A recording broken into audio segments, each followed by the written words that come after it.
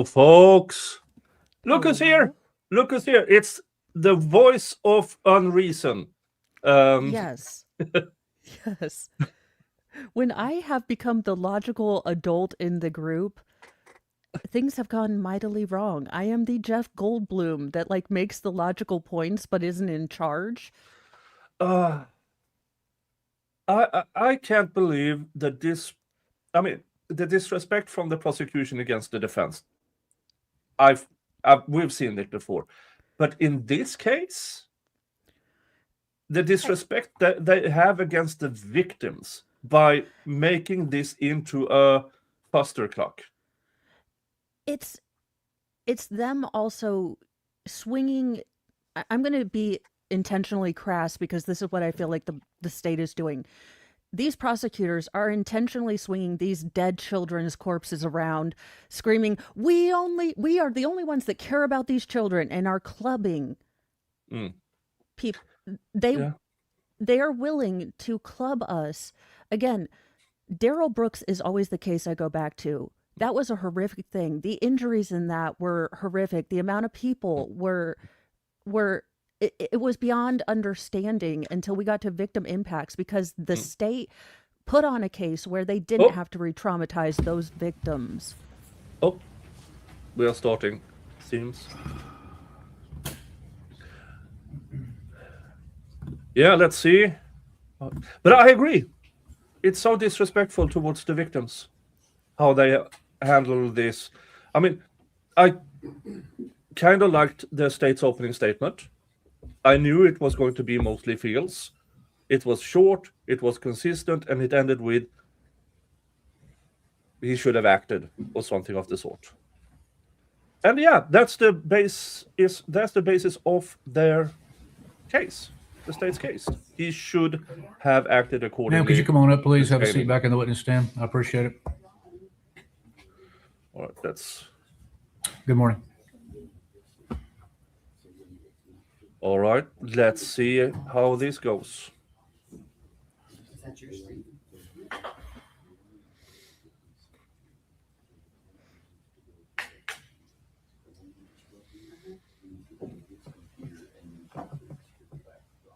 Oh, and by the way, me and Mo, we are collaborating. I will do mornings, Mo will do afternoons. So Yes. we change at lunch. I will send you over to Mo, and then that starts when it starts. And I Yeah, will join you, Mo, on her channel. Yeah, I'm still trying to figure out I kind of where this judge we places good to go? lunch. Folks, how is sound? Do you need better sound from me, from Mo, from the courtroom? So I can adjust. Please let me know.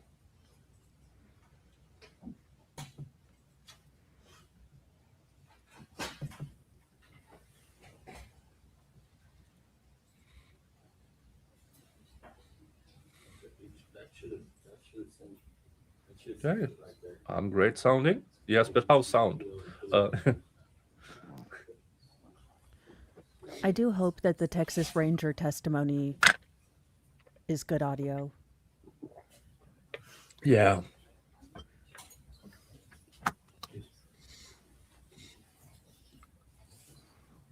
Oh, it's a little quiet. Let me boost myself. I don't like to come in because sometimes I'm hot. Badum-tsh.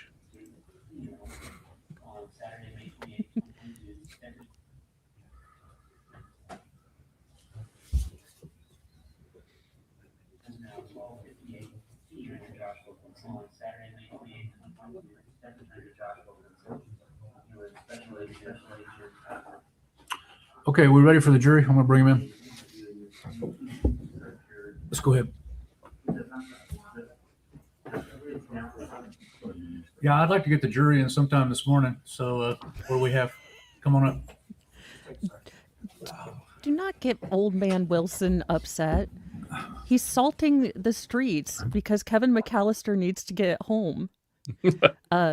If you don't know the reference, my chat decided that the judge looks exactly like the scary old man in Home Alone Ah, yeah, I can see that. Just And folks, sidebar counter 4. Mwah, mwah, mwah, mwah, mwah.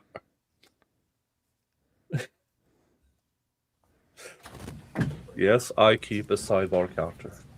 I will not have a Brady violation counter. It was requested yesterday. No. But one. Brady. Yeah.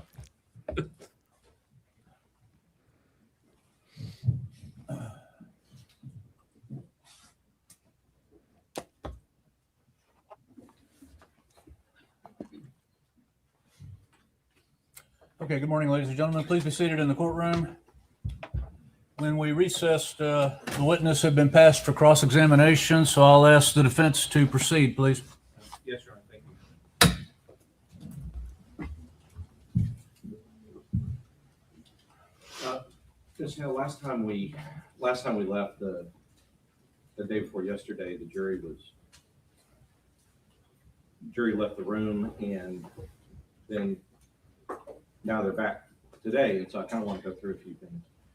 I think the first thing I want to talk about, though, is just Will we get a boot cam? you weren't there when we picked the jury, but we asked them if they gave us permission to ask tough questions of witnesses that are like you, have gone through trauma, have gone through tragedy. And so I just want you to know that we've asked them if we could do that, and every one of them there has agreed that we I could. object to being outside the record, not proper for this witness to respond to. Well, it's just that I'm about to go into some difficult stuff. Okay, well, go ahead and ask a question, then I'll overrule the objection. Go ahead, proceed. Yes, Your Honor, may I approach the witness? Yes. Ms. Hale, you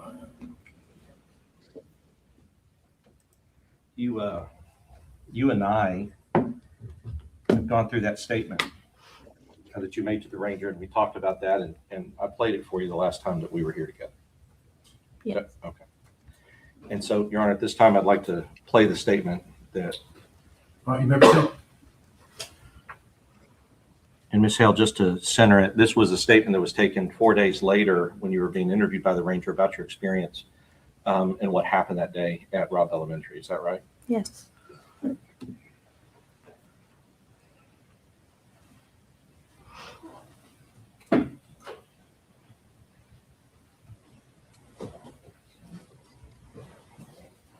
.58 p.m. on Saturday, May 28, 2022. This is Texas Ranger Josh Wilkinson. I'm here with Special Agent of the FBI, Sean Curtis, and we're here today interviewing Ms. Zook. You correct your Zook. I'm sorry, Ms. Zook. Hell, it's now Hell or it was Hell? No, it's now Hell. Now Hell. Okay, so Mrs. Hell. And so what I'll do, ma'am, and your first name is Stephanie, correct? Yes. And it's Stephanie? Yes. Okay. Hell. And your date of birth, ma'am? 5693. No, you're fine. You're fine. All right. And what's a good contact number for you, ma'am? 830-688-6856. 6. All right. Yeah. All right. So as I discussed just a moment ago, we're trying to be kind of Tune walk out us through her which- social from security. start to finish what you remember. Okay. I picked up my students from the 4th grade building at the library. Before that, I guess I was in room, I think it's 130, with an interventionist. We were going through her manipulatives since she's retiring. So I was a little late picking up my kids, but the librarian had them outside because I'm usually very early. So I walked out around, I'm gonna say 11:26 or 27, Okay. with my students. We headed to the playground, with playground B is what we call it. As we were walking over there, I heard a loud boom, what sounded like a dumpster truck picking up trash. And so I get there very early, so I know that they do that in the morning, and I thought that was strange. Looked around, didn't see anything. We get to the playground, and I had just gotten to the little bench where I watch my students, and I heard 2 It sounded like fireworks. And I again looked around. I was like, that's weird. There was a coach leaving to, I guess, have lunch. And I saw him turn around as well.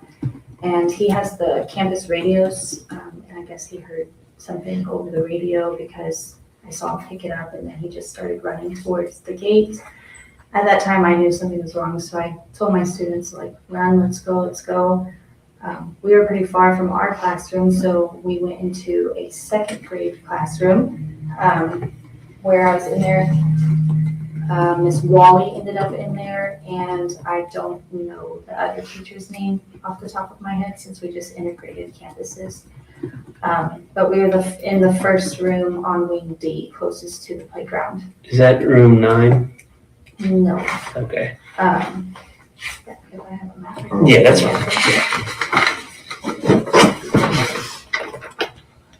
We were in Miss Rodriguez's room, so room 19. 19. Okay. That's where we ended up, me, Miss Rodriguez, and Miss Wally.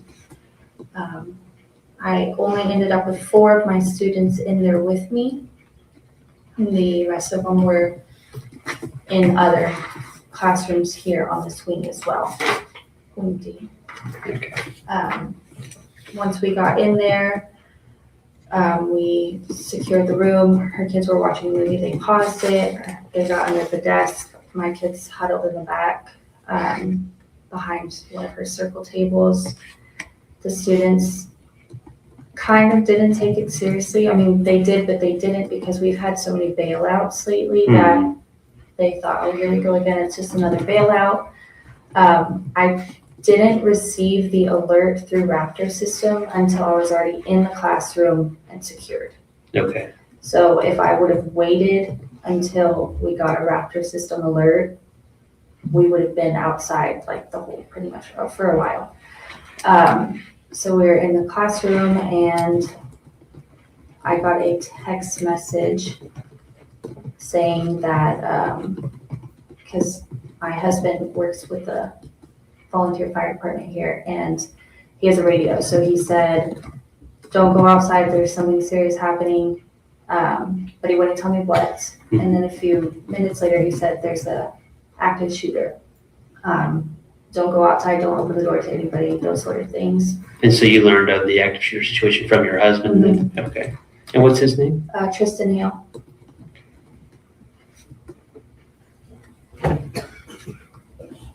And then at that time, I was like, hey, I just told the other teachers, like, hey, there's somebody on the campus with a gun.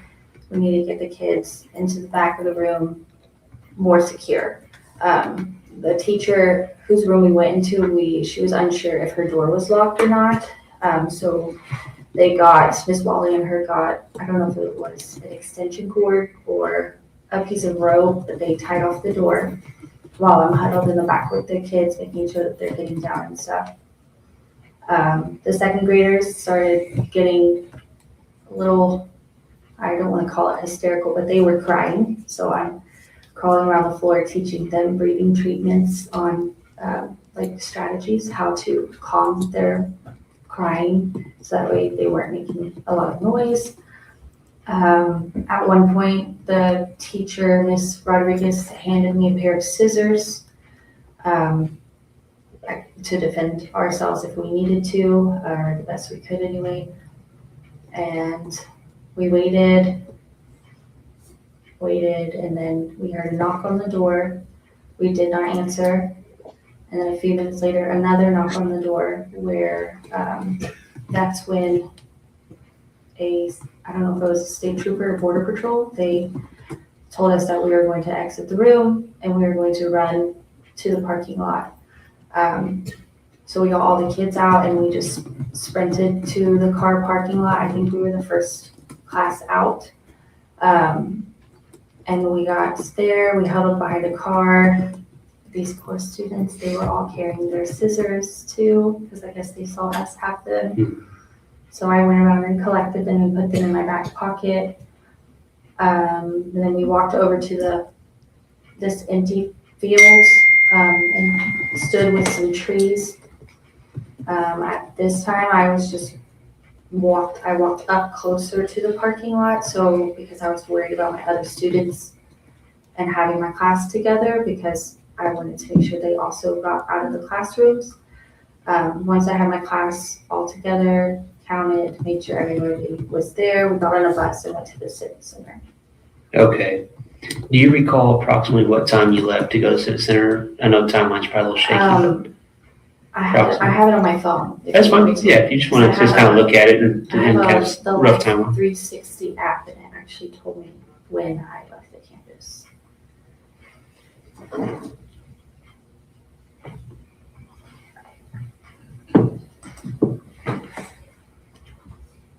But I don't know, I don't want to say anything. No, you're fine. And it don't have to be perfect. It's just approximation. I left the campus at 12:21 12:21. is when I said I left it. Okay. And then I got to Civic Center at around 12:40. Okay. And I'm not familiar with the Raptor system. Is that something that's on your phone or? It's Okay. a alert system where teachers can call an alert, admin, outside neighbors, police departments, they can send it and it comes to our phones. Is that something that's kind of protocol set up to where they should have notified? Or is that something y'all kind of put your heads together on and just try to? We just started using it at I don't know if it was the beginning of the year or right around the beginning of the year. So we've only been using it this year. Okay. But it just sends us notifications rather than coming over the intercom and saying, hey, we're on lockdown, or giving a code word or something like that. Okay. And I know you've kind of brushed it a little bit, but what is the policy on the school regarding locked doors? They do have to be locked all the time. Okay, and that's for every building or, okay. And do each of you have keys individually to access in and out of the Yes. building? Okay, so you don't, I mean, I do have them. I think everybody does. okay, For sure. all right. Do you know if someone has I'm sorry, what were you going to say? Oh. Do you know if someone has a master key, and if so, who would be the holder of the master key? There are a couple people, the principal, assistant principal, counselor, the front office staff, Miss Jeanette has a pair, and the custodians. Okay, so quite a few people then. Mhm. Okay. Okay, you've already answered that one. And so is there any protocol on what y'all do during an active shooter situation? We make sure the door's locked, cover windows, the windows on the door. We huddle in some sort of secured area in the classroom, so. Okay. To your knowledge, were there any issues with any of the doors, both exterior and interior doors, that they were having issues with locks or anything of that nature? Where the doors weren't locking like they needed to or anything of that nature? I know that there's an ACE room, and this lady just started, I don't even know her name, but there's an ACE room in the 4th grade building that does not lock. It, because there were teachers in there last year that I knew, and it doesn't lock. Okay. I'm not sure why, but it doesn't. And then the ACE room is right next to the room where I was at. Oh, it's right here. But And that's it's 131 actually. 131? Yeah. Okay. But as far as like exterior doors to enter buildings, no. I always only come through, I don't even have to go through doors. I just come through the parking lot to my classroom most of the time. Okay. And so with 131, are there any students that are typically taught in 131, or is that just kind of a spare room? I think it's a spare room because it's the after-school program. I think maybe that they have speech in there sometimes. I know my students go to 132 for speech during the week. Okay. And does 132 conjoin with 131? Do you know? I've never been in the classrooms. Okay. But I think the buildings in the 4th grade have that door in In the classroom itself? that leads to the other classroom. Okay. Okay. Do you know if it's common practice at all by teachers or students to prop doors open or anything of that nature? Like, do we do it often, or Yeah, is it done? I mean, Yes. Was I feel like it, we've all done it at some point because we are by ourselves most of the time, and if we're trying to bring items into the school, especially if they're heavy or awkward to hold, I mean, we've all done it, so, Yes, ma'am. I mean, we're not supposed to, obviously, but, I mean. but it happens Yeah, through it just, happens. through daily, like you said, care. It makes sense that you But our would have to. custodian is, Jaime, he's very religiously locks and makes sure the gates are locked whenever everybody comes in, the doors, and he's always going around making sure that they are locked, the exterior doors. Okay. On the, say you have an issue with a door handle, it's having issues with locking it. Do y'all keep is there any type of records that are kept on reporting it, or is it more like word of mouth? You go to Jaime and say, hey, there's this issue with this door, and Because it will get done faster that way, yeah, that's pretty much. more word of it. mouth. We either go to the front office and say, hey, this is happening, or we let him know whenever we see him pass on campus. I don't know of any reporting, like, document that we have to fill out. I know there is probably one on the district website for major things like ACs and whatnot. But yeah, word of mouth pretty much. Okay. With that, would that come in an email directly to Jaime, or is it more of you actually approach Jaime and tell him what you We have? would usually What approach? him. Okay. Is there anything that I haven't asked you that you think's important or that you feel is pertinent to this? I don't think so, no. Okay. Sean, anything you think I of? have two, if you don't mind. Yeah. So when you said that when you all were in the play area and you ran into Ms. Rodriguez's classroom, you said you only have 4 My of your students? Yes. Did you have 4 students going in the play area B? No, I had 10. And then is it just the assumption that they just found? Oh, I stood out and I did not go into the actual classroom until every student was inside of the classroom. Like, Gotcha. I was Okay. standing I'm at the tracking. door, making sure, and I checked the playground, and then once I didn't see any kids, I shut the door behind me. Okay. And then my second question, when you said someone from, it was either Border Patrol or some agency came in, did they and get you to evacuate to the parking lot? Was that, did they get to you through a window, Through a door through the front door? of the classroom. Okay.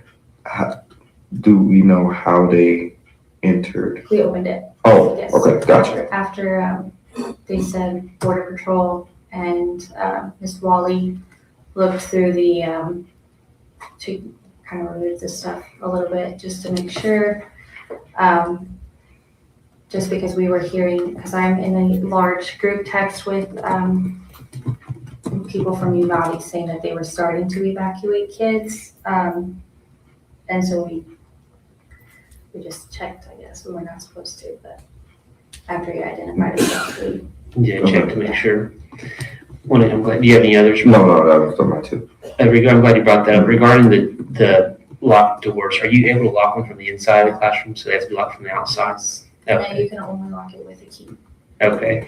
Is there a reason why they have it structured that way? But no, it's just how it is. Yeah, I guess. Okay. In the old school, so. Yeah. Yeah, you cannot lock it from the inside. Okay. All right. I think anything else you can think of based on any of the follow-up questions he just had and that one that I just asked you? Not necessarily, no. Okay. All right. Would you be okay if something comes up in the future, we learn something additional, if we reach out to you and Sure. follow up? Perfect. Well, I appreciate your time today, Ms. Held, and we'll let you get out of here. We'll get your property real quick and Okay. let you get out of here. And we'll conclude the interview at this time and here at 1:15 p.m. on Saturday, May 28th, 2022. Yes,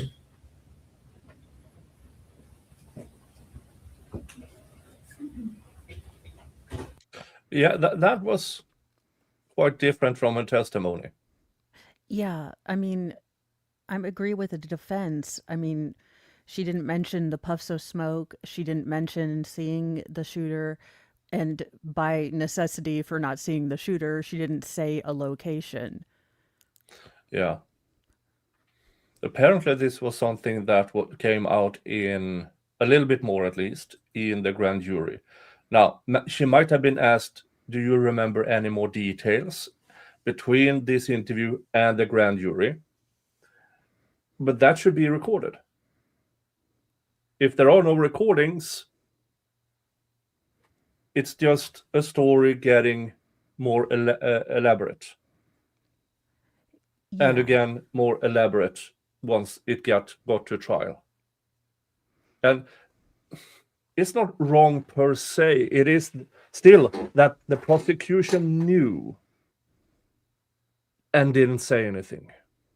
Now, the defense had, okay, there's change between this interview and the grand jury testimony, but they were never told about the rest of the changes.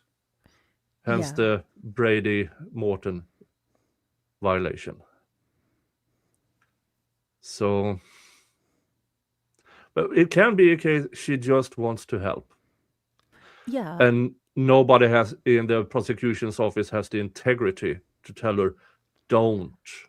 Just say what you actually saw and nothing else. Yeah, and it could be that she remembers differently. Traumatic memories do not encode correctly. So relying on witness testimony is very shoddy and spotty when you're in these really high stress, high stakes situations. Yeah, I agree. Okay.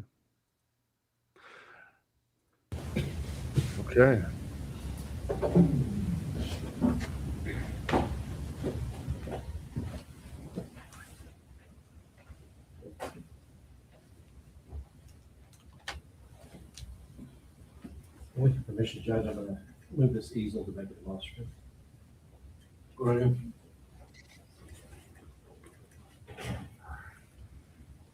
Ms. Hale, as just to kind of go back to what we were talking about the day before yesterday, when Mr. Turner was here and he was questioning you, part of the things that you told the jury was that you saw a person dressed in black with long hair and a long rifle when you were out from the playground going into the room. Is that right?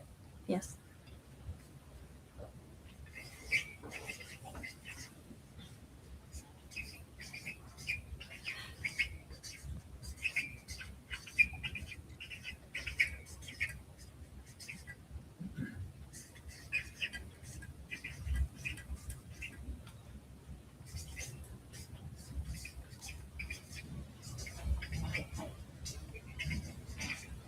Oh no, he has a prosecutor love ball.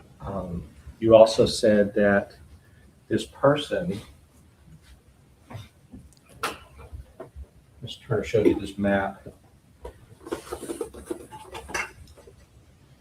And you said that this person that you saw was on the south side area, I guess on the sidewalk next to the south entrance, Closer to the parking lot. closer to here. Mhm. Okay. And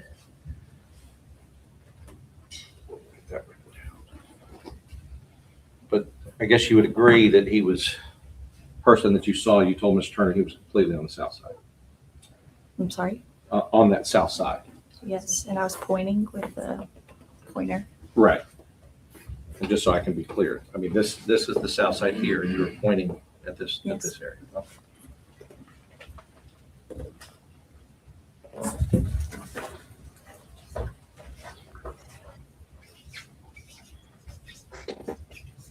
Miss Hale, can you scoot in for me, please?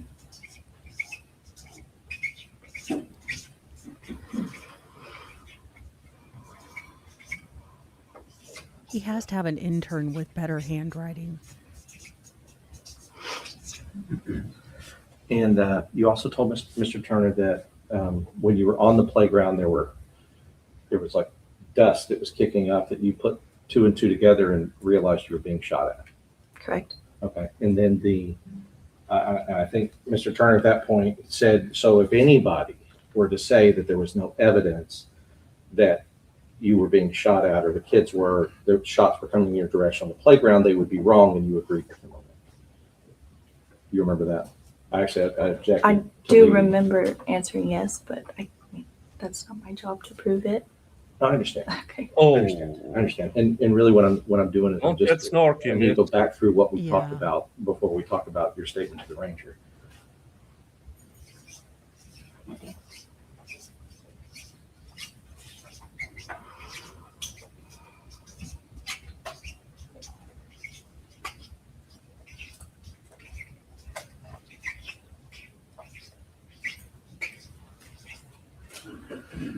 Okay, so when we heard that statement, we talked about the fact that it was, and I can back up and go sit down.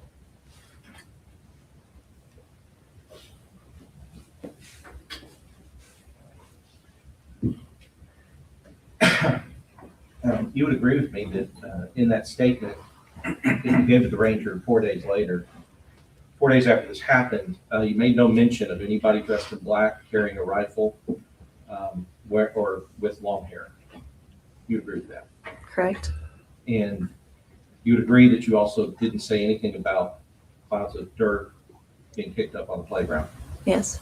And since you didn't say anything about a person in black, you didn't say anything about seeing him on that south side of the building to the ranger.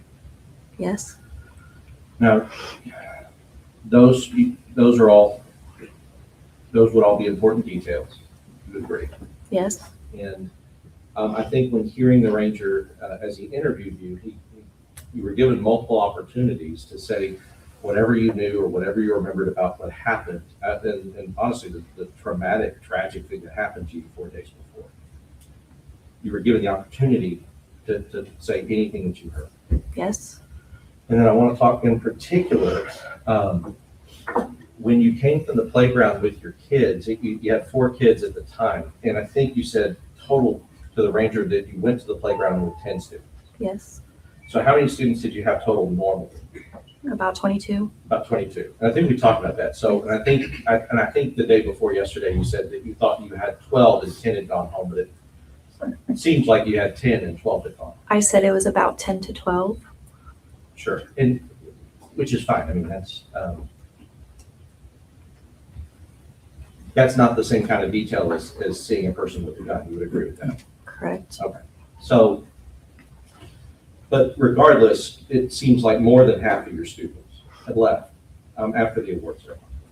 Yes. Or perhaps, and I don't know, because maybe you remember or not, that perhaps they didn't come at all to school that day because they were sick or on vacation, something else was going on.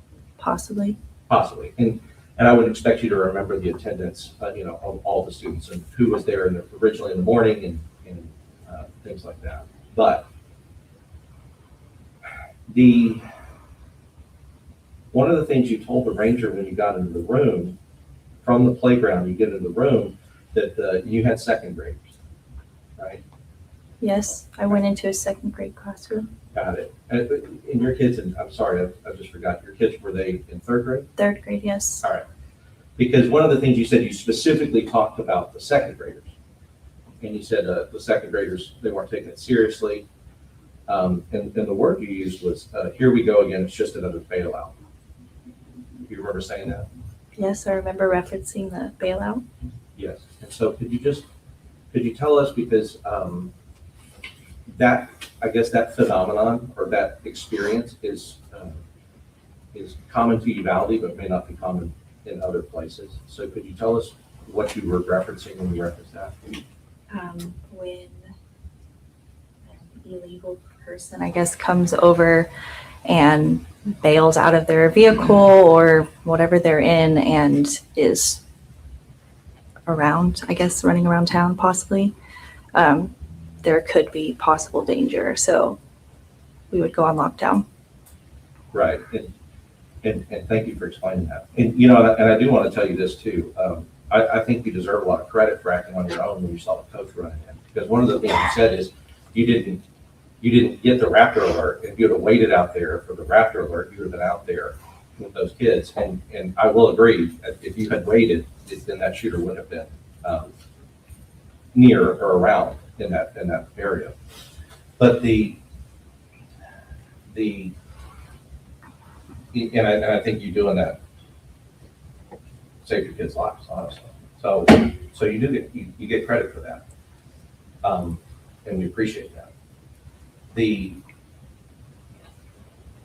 But getting in the classroom and now talking about those bailouts, illegal. We talk about illegal people who are undocumented that come over, and I guess it was a common thing at that time in Uvalde. It was a common thing that these bailouts would happen, where there would be some sort of accident or wreck or some criminal activity or something that would cause people to bail out, and it would cause schools to go on lockdown, like yours, if it happened, I guess, in your area.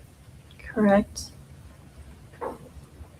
And I don't know if you know this, but since you were a teacher there for that year, and you were a teacher there in like February to May, there's some estimate that there was about 50 bailouts. Objection, Your Honor, back outside the record. Well, I'm asking her if she knows. You can answer if you know, ma'am. I'll overrule the objection. About 50 bailouts from that February to May time period. And the reason I'm asking if you know is because some of those bailouts would be causing the schools to go on lockdown, right? I'm unsure of how many there were. But there were a lot. I mean, it depends on how you or what you consider a lot. I don't know. I guess I'll ask what you consider a lot. Did it seem like you were having to lock down for bailouts a lot? Not an excessive amount, but enough to be noticed. Right. And I think that's why when you talk to the ranger, here we go again, it's just another bailout, right? Those are the words that you used. That the kids said, yes. That the kids said, okay, the words. I believe so, yes. Right. The words that you used to the ranger about what the kids said, right? Yes. So there are second graders going, here we go again, it's just another bailout at the time, right? Correct. Now, you also told the ranger that you were safe. Well, I mean, nobody was safe, but you were at least in the classroom and kind of had started barricading when you got a text message from your husband. Correct. In the statement, it says that. Right. And in the text message, you said that first, because he's a volunteer firefighter, you said at first he told you there was something going on, and he's warning his wife, which any husband would. He's worried about her. He's telling you, be careful, like be aware something's going on, because he was hearing, I guess, something over a police scanner or something else. Is that? Yes. All Or right. he was on the phone. I don't know. Sure. And then you told the ranger that after that you got a text message from him saying that there was an active shooter. That's what I said at the time, yes. That's what you said at the time. And that was a true statement, what you said.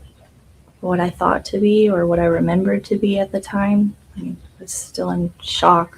You could hear it in my voice. Yeah, no, absolutely. And you were, but there were, let's talk about some of those details. Your husband, you were communicating with your husband inside the classroom. Correct. And you knew enough to say that he told you that that there was an active shooter. And then the officer or the ranger asked you, so that's how you found out there was an active shooter from your husband, and you agreed with him. You heard that.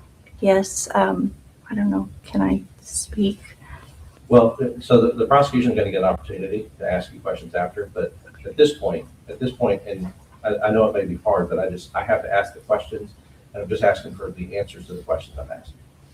Okay? Okay. All right. So 4 days after this had happened, and you sat down with the ranger, and he said, based on that text from your husband, that's how you found out there was an active shooter, and you agreed with him. Is that correct? Based on that statement, yes. Yes, and that's what I'm asking, what we've heard in the statement. Yes. All right. As far as I want to talk about the sound, because there was also things that you said in that statement that you also said here and you testified to. You talked about the scissors. You had the scissors, children had the scissors. Maybe in mimicking you or trying to do what they could as well. And that, you said that in the statement, and you also testified, correct? Yes. And you were in shock back then, but you remembered that detail, and you talked to the ranger about it after. Correct. I also think that you talked to him about the cord, I guess maybe an extension cord or rope that was being thrown over the top of the door to prevent the door from being able to be opened. You talked to the ranger about that, and you told him about that detail. Yes. Even though you were obviously, and of course you had gone through that traumatic event, that's a detail that you remember. Yes. You told him about hearing the sound like a dumpster truck. And we the last time you and I were here, we talked about that, about what that sounds like. And would you agree, I guess it sounds something like metal being slammed down on concrete, Yes. like a huge metal on concrete. Yes. Now, you know now that the shooter wrecked into that culvert. I guess that concrete culvert that's, if you kind of go out front of the school and past that field, there's a fence and then there's that concrete culvert. And you know now that the shooter wrecked into that culvert. Yes. Okay, so what I want to ask is now knowing that the shooter wrecked into that culvert, meaning flew off the road and slammed down into the culvert, is that consistent or similar? The truck doing that, a metal car doing that, is that consistent or similar with the sound that you heard of the dumpster truck? Possibly. Yes. Right, because it would involve the same type of action that you were talking about, which is heavy metal being slammed down on the concrete. Yes. And then you said in your statement to the ranger, you said after that you heard two fireworks, like two fireworks. What it sounded like to you? Correct. Do you know now that after the shooter wrecked into the culvert, he took shots at the people who were coming out to the culvert to help him? Yes. All right. And so is that consistent, hearing the dumpster truck slam into the concrete or hearing the dumpster truck sound that you heard, and then hearing the fireworks sound, is that consistent with what you know now, that after the wreck into the culvert, the shooter was shooting at people who were trying to help him? Yes. But you did not tell the ranger 4 days after this incident that you heard any other shots or any other fireworks sounds but those two. I'm sorry. In this statement, you did not tell the ranger at the time, 4 days after the incident, that you heard any other fireworks sound other than those two, the two fireworks sounds that you heard. No.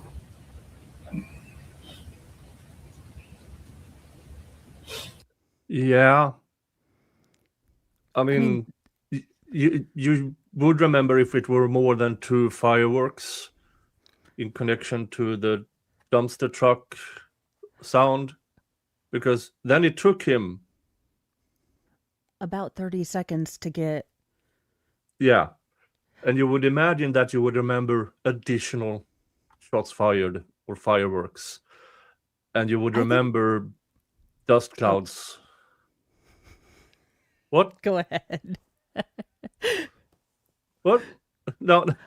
Oh, I think the defense's strategy is really ingenious here because they approached it as, could there be another reason? So they're not saying, hey, and I think this is a very, very, I have been impressed because I can't imagine how I would approach cross-examination with some of these witnesses. And I think that they're striking a balance even when she's giving him attitude.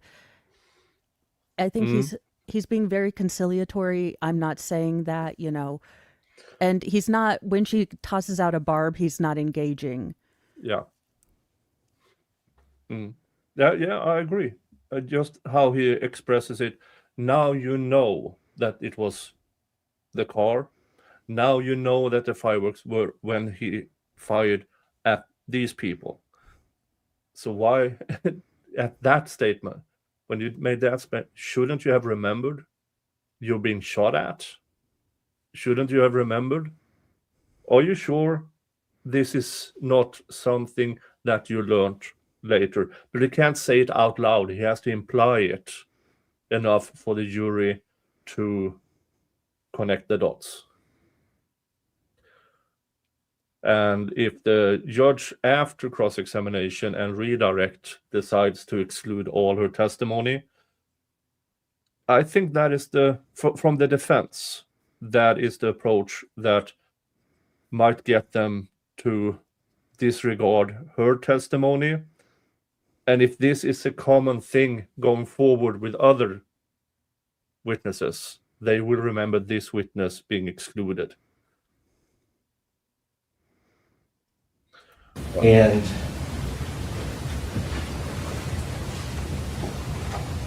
when the coach, you told the ranger that the coach, I guess what you did was you observed the coach on his radio, because the coaches, I guess, have radios. Yes. Okay, teachers don't typically. Right? No. The coaches have radios, and you said you observed him. What you told the ranger was that you saw him saying or hearing something on the radio, but then you saw him tell the kids to run, and he started running. I saw his face, yes, and then him moving quickly. Right, and I'm sure seeing his face, you saw alarm, concern, fear. Yes. Right, and I'll go back to that, and intelligently on your part, you assessed the situation, saw the fear on the coach, saw him running, and you took your kids and you got them out of there, right? Correct. But you didn't tell the ranger that you heard the coach say anything, like there was something, whatever was going on. You just observed it, and you followed your instincts and your training, and you ran with your kids and tried to get them to a safe place. Yes. I mean, he could have been yelling something. Now he was saying get inside, but I guess I just blocked it out at the time whenever I gave my statement. Well, I'm not, something like that, to me, whether you did hear something or not, the point I really wanted to make was that you were able to assess danger and get your kids to safety based on on the observations that you were making. That's what you told the ranger at the time. Yes. Which again, we're glad that you did. And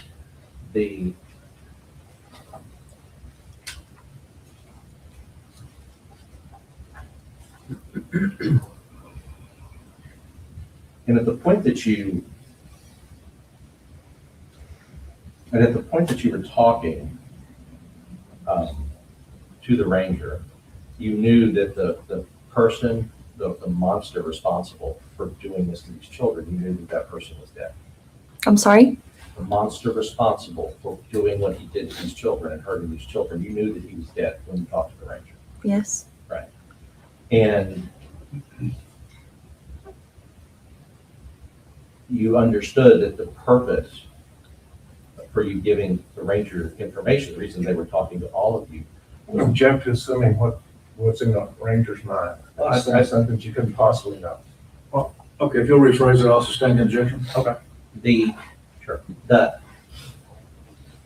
I want to talk about what's in your mind, right? In your mind, when you're going to sit down with the ranger after something like this has happened, that you were a witness to part of this, in your mind, you understood that you were sitting there to give information as part of an investigation into what happened. Yes. Right. And in your mind, you knew that it was important to tell the ranger everything of any significance that you saw or experienced during that time. Could you repeat the question? Sorry. No, it's okay. You knew and understood while you were sitting with the ranger that it was important for you, just like everybody, I'm sure, who sat with any law enforcement after this happened. You knew and understood that it was important to tell the ranger, to tell this person any relevant information that you knew about what you've experienced? I knew that it was mandatory and a requirement. Yes, But but let me ask you this, right? Even if it wasn't mandatory, even if you weren't required to do it, you would have sat down and talked to them about it. You would have participated in the investigation. if I had to, No, that's Well- a no. Ooh. if it was not mandatory, I would not have gone. Because it's hard to talk about. It's Yes, traumatic. I understand. But I think Makes the state on balance, bigger ultimately, you would know that it's important that they go through this investigation, and try to find. So I didn't hear what you said. What you say? That makes the state bigger assholes. This Yeah. woman would rather not talk about that, and that's a perfectly normal thing. Yeah. Now she's being paraded out, and as kindly as he can do it, he's pointing out that, look, maybe you mistook this. Mm. Do you agree with me? This could sound similar. Yeah. And but that is again this is just ugh, I hate the state. Yeah, it seems like the state, in their effort to, we have to charge somebody because the shooter is dead. I mean, I would completely understand why this person should never be a cop ever again, because apparently, in the face of danger, he cowers. Okay, fire him. Good. Certify him. Fine. Criminal? The problem is the monster is dead and you're left with Mm. dumbasses and cowards. Yeah. And if we're going for dumbassery, it seems like the school had wasn't following policies. Mm. There was no records of maintenance. The Raptor thing was ineffective. If Mm. we are going to go for that, then there are a multitude of failures and a lot of people need to be held responsible. Yeah. But what makes this officer uniquely responsible out of the 400 that couldn't get their heads out of their asses? Yeah. About what happened, how it happened, and to try to prevent it from happening again. correct. And so we do appreciate that you did participate in the investigation.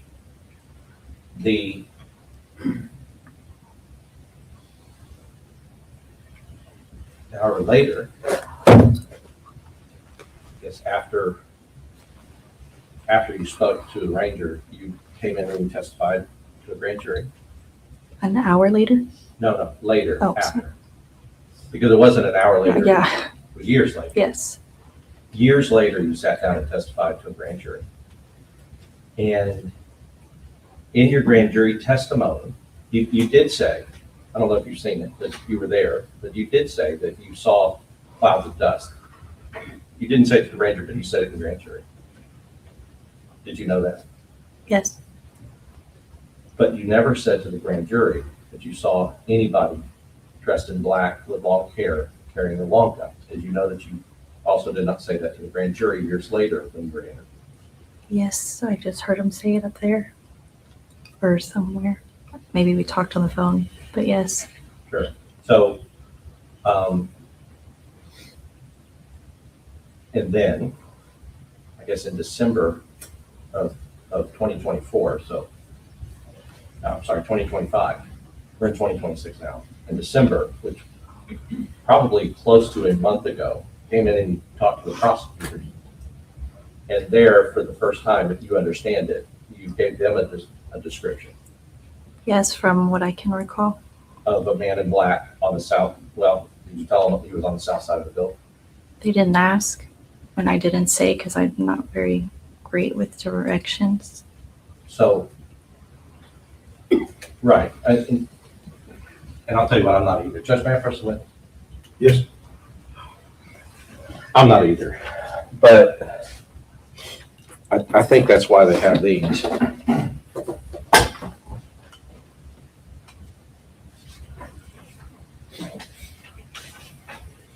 this is the south, and I'm not asking you to be great, west, south.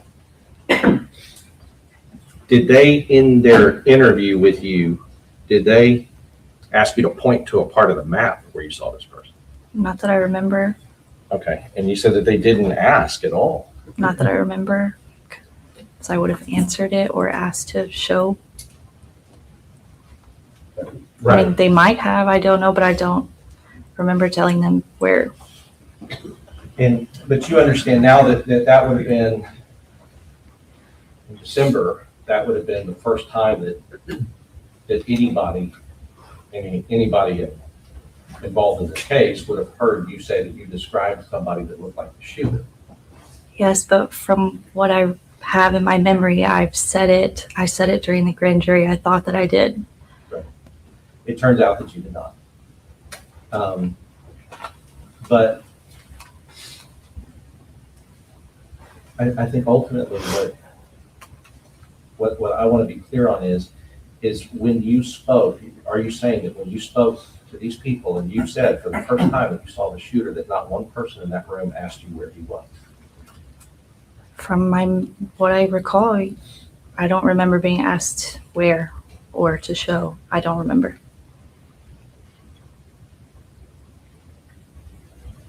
That's slightly different from what she testified outside of the presence of the jury. Yeah. And the judge knows. Yeah, and here's the thing that I wish the state would tell their witnesses. Cross, don't get an attitude, don't get petulant. Yeah, the questions might seem ridiculous and annoying. Answer them, we will fix them. You'll get a chance to explain. Because she's coming off kind of snotty and belligerent, and I get it, but it's not a good look. You can be humble and say, look, I honestly think that this is what I saw, but obviously I didn't say that. Yeah. Instead of going, I thought I said it. Well, in a grand jury, Yeah, because he's giving her yeah, a graceful way out. He is not saying you deliberately lied. He's giving her an easy out. Hey, do you think a car crash could sound like a dumpster? You know, could it be that you heard this event and not the other events? He's giving her an easy out, and but I get it. I get that she probably feels like he's saying that nothing, you know, that so she's seeing it as a very personal attack, and I very much understand that. But it isn't a good look.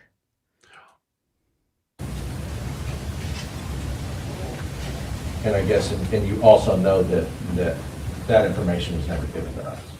Now I know that, yes. So,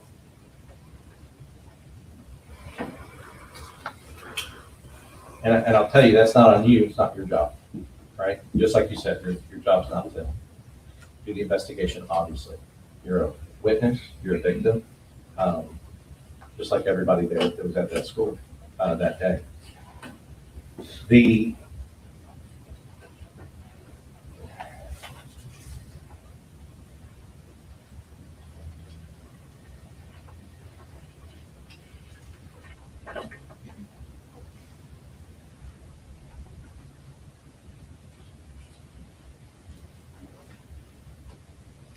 Were you aware, or did you know, because the ranger was asking questions about the locks at the school.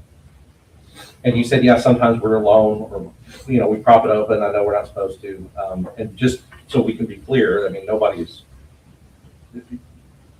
alleging you had anything to do with an unlocked door at any place in the school, first of all, right? That has nothing to do with you.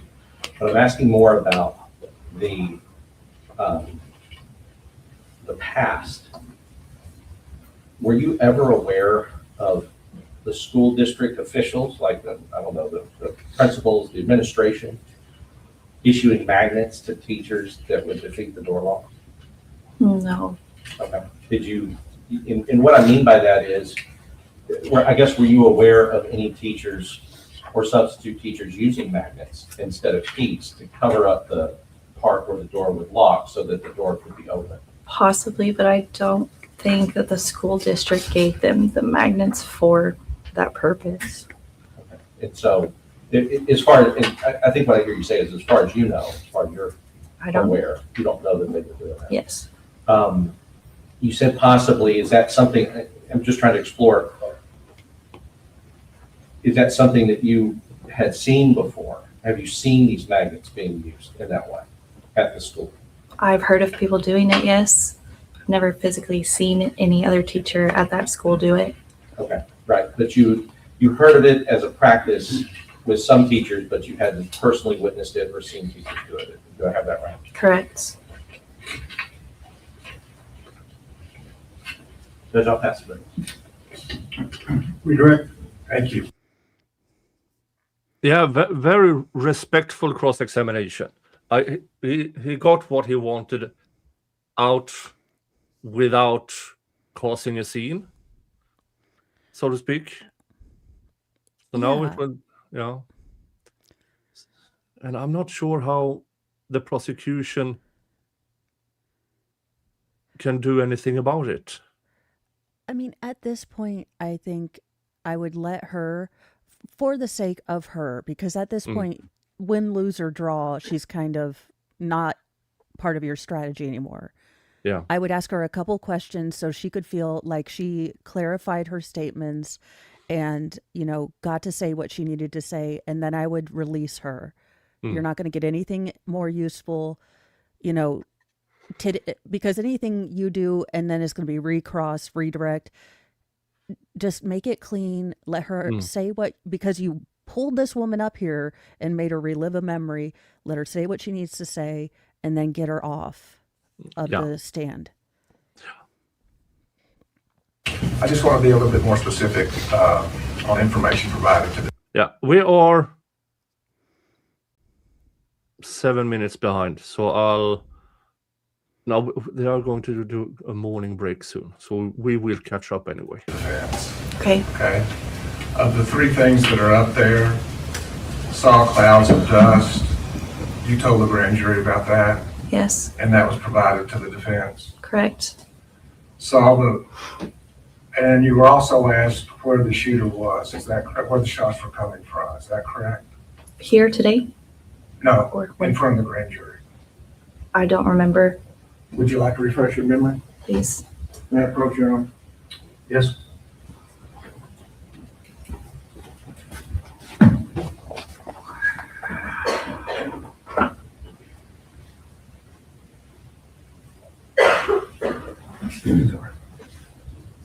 Okay.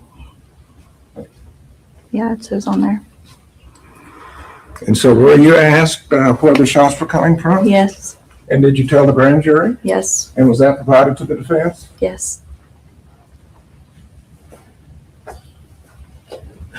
But you were not asked how the shooter was dressed. Is that correct? Correct. In front of the grand jury? No. Well, I don't believe so. Not in that part that I just read. Now I want to go back to the questioning that's been occurring. Today's question has been very specific. Is that Yes. correct? Yes. Sorry. In front of the grand jury, was it very specific? Not like this, but I don't know. It's a little more specific here. And with the Rangers, did they just simply ask you to tell them what you knew? Yes. Were you conducting the investigation? No.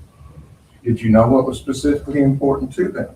No. I didn't think that what I had to say was as So they asked you to explain what happened?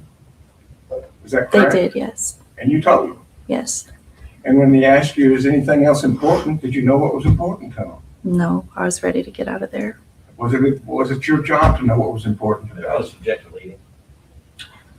I'll overrule the objection. Go ahead. Go ahead. I'm sorry. Was it No. important for you to know what was important to the law enforcement? No. It's not my job. And now I want to go back to those events if we could, okay? Okay. You hear a sound, did you hear a sound? Yes. And did you attribute it to something that you were familiar with? Yes. And what was that? The dumpster. And now, Mr. Goss's questioning very well could have been in wreck instead, correct? Yes, So you attributed it to something you were familiar with. correct. Then you hear what you think are firecrackers. Yes, So you hear a sound yes, attributed to something you're familiar with. correct. And according to Mr. Goss, now that very well could have been gunfire at another human being, correct? Correct. And then you have a coach, correct? Correct. That tells you to, or what is your testimony? Did he tell you to go on lockdown, or what, did he say anything to you? I don't remember if he said anything. I just saw his face and I saw him pull up the radio and But at that time, I knew. I believe you said to Mr. Goss that you were thinking bailout. no, when I got into the classroom, the kids said that they were not taking it seriously because of all the bailouts. Okay. But I didn't think that it was a bailout, Oh, at the like time. based on the coach's face, I guess, and Okay. everything. All right, That never, I guess, crossed my mind. very good.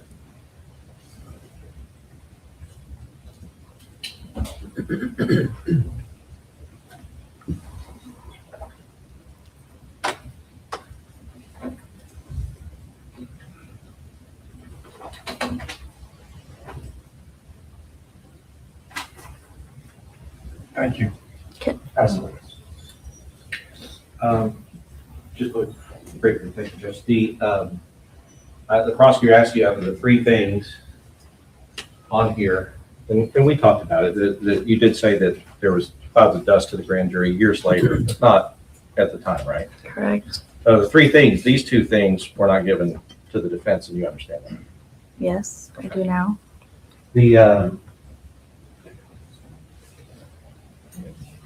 I'm sorry, Your Honor, I didn't hear what the last question was. It may be important. Oh, Did you say? I said, the three things, the two things, you said the three things on the board, I said, those three things, those two things weren't given to the defense. One and two. Okay, I just want to make sure I heard that.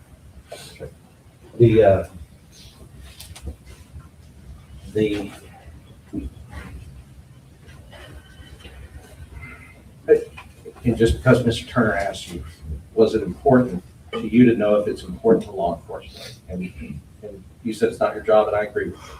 It's their job, right? But you agree that seeing a man with a gun on your campus is an important detail that you would recognize instantly that you would need to talk about. I mean, I know that now, yes. Well, and you would have known that then. Possibly.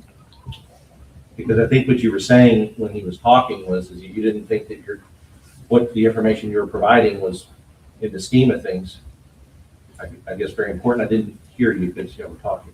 Yes, I didn't think that what I had to say was very important. I didn't think that it mattered based on or compared to everything else. I understand, but seeing a shooter and being shot at are important details. You would agree with that? I mean, it depends on who you are. I don't know, I guess.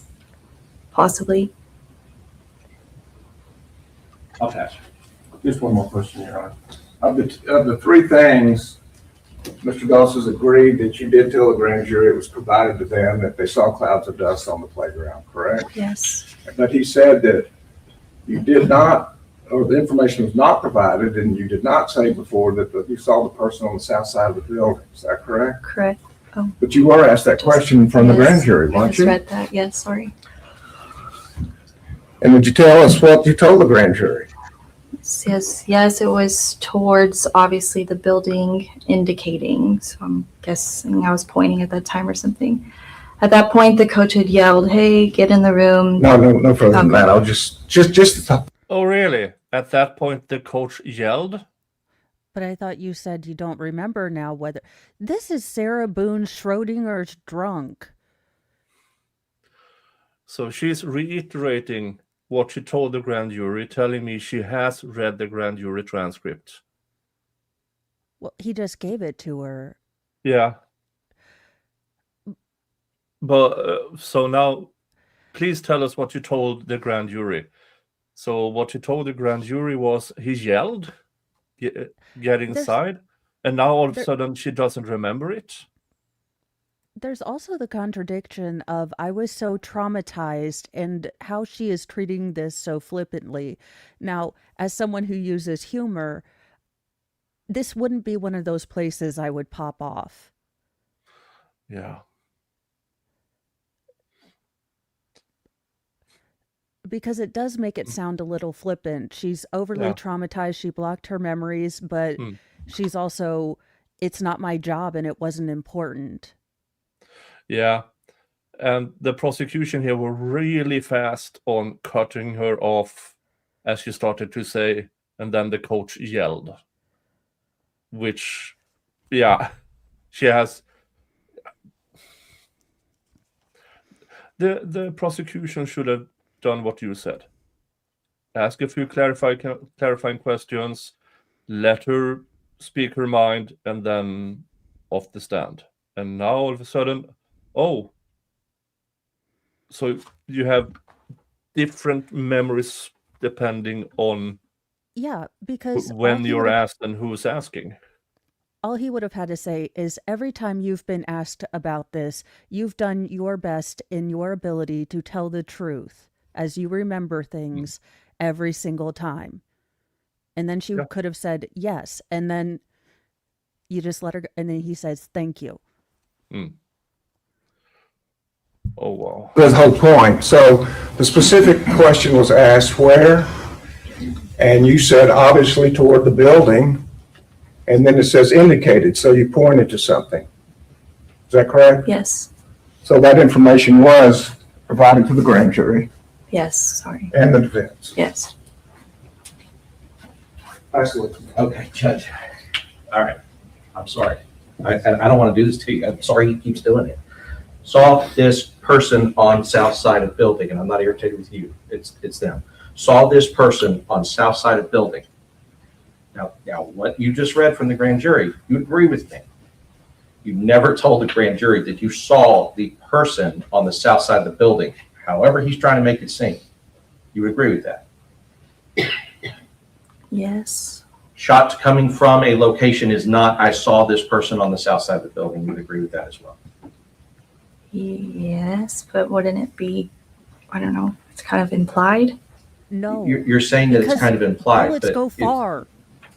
this phrase right here, I saw a shooter and he was on the south side of the building, that was never said to the grand jury or at any other time, except in December when you told the prosecutors and they didn't tell us. Yeah. Pass it. No further questions.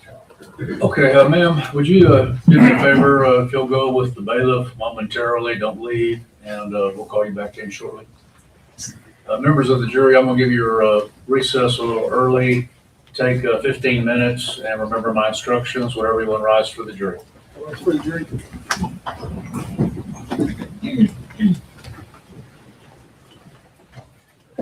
Yeah.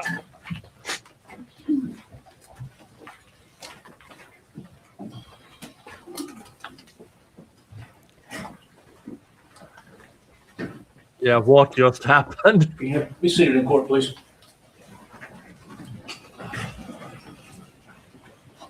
Judge, bring out the salt dumpster. Sorry, what's that? I said, Judge, bring out the salt dumpster Yeah. on the state.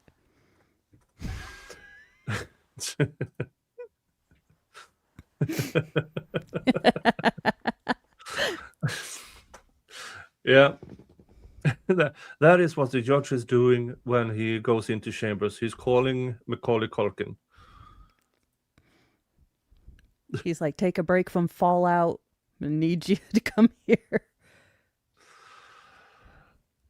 Yeah, prosecution made it worse. They really spelled out, yeah, we never told the defense this.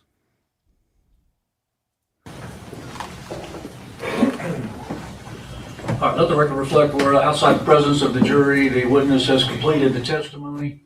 Where are we at on motions? Yes, Your Honor. After considering the testimony of the witness, we are asking the court to Avail us, the defense, of the remedy of instructing the jury that they cannot consider her testimony at all for any purpose in its entirety. the failure to turn over the specific, that specific piece of critical evidence has put us into a disadvantage with this witness, has put us to a disadvantage with our theory, as I've kind of outlined to the court in the ex parte brief that I provided. And we do not believe that, again, the court has denied the mistrial, but we do not believe that that allowing the jury to consider her testimony for any purpose, we believe that it'll affect the due process rights of the defendant and our ability to continue in the defense of the case in the way that we had set it up and prepared for in the first place. State. Yes, Your Honor.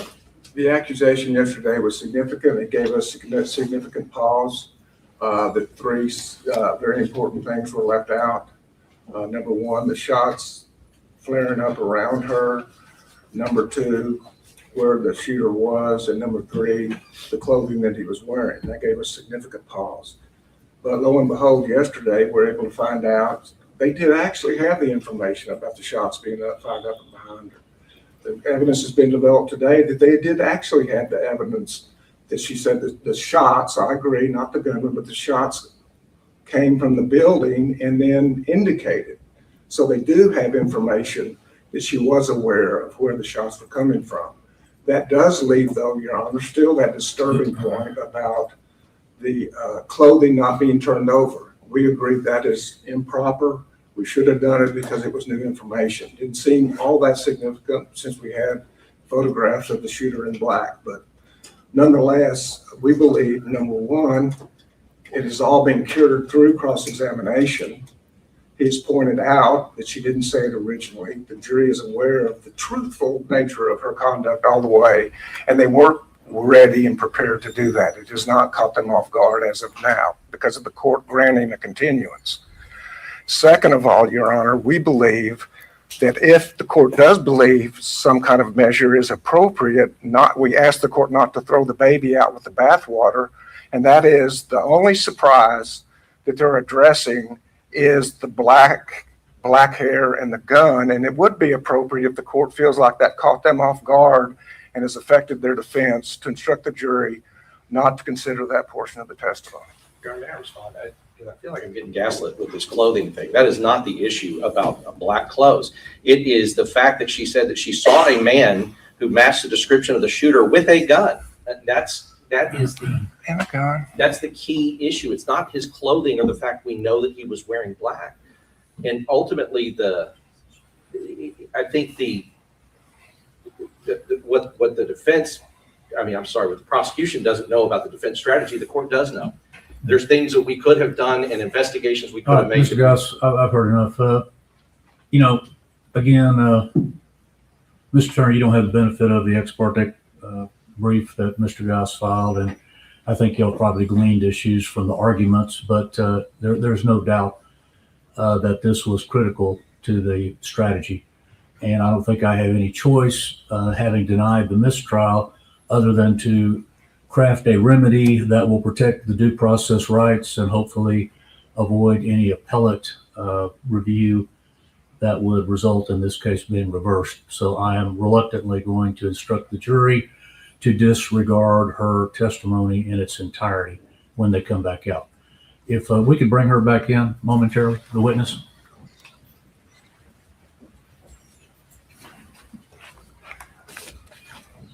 I don't like how the judge said that he does this reluctantly. Yeah. But it does imply that he's following the law, if he denies the mistrial, then the remedy has to be severe. Because, folks, having a witness' entire testimony stricken, that is really unusual. And I believe that is thanks to Texas Morton law.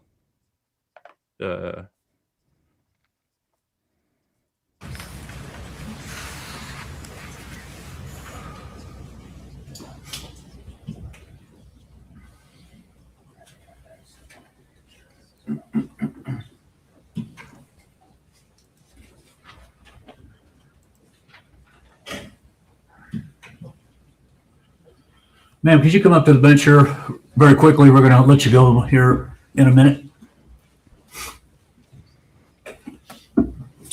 I hate to talk to people from the bench. You know, you don't have to sit down, just right here. I just want to tell you, you may hear later on that I will instruct the jury to disregard your testimony, but I want to emphasize to you, you did absolutely nothing wrong. It is not on you. And I want to tell you just from personal experience, memories of traumatic events change, are different, or you recall more or less. I had a personal experience many years ago. My wife and I were hit by a drunk driver, and I spent 2 months in the hospital. Apparently, they almost lost me in the emergency room, but revived me. And I remember that event very clearly, that truck coming at us and trying to get out of the way. But every time I think about it, it's a little different. And that's because of stress and trauma. So nothing about this is on you. We appreciate your bravery that day, and we appreciate your testimony and being brave enough to come in here, and you are excused with our thanks. Take care. All right, we're going to take the rest of the recess till the jury comes back out. So I think they got about 5 more minutes or so. We're in recess.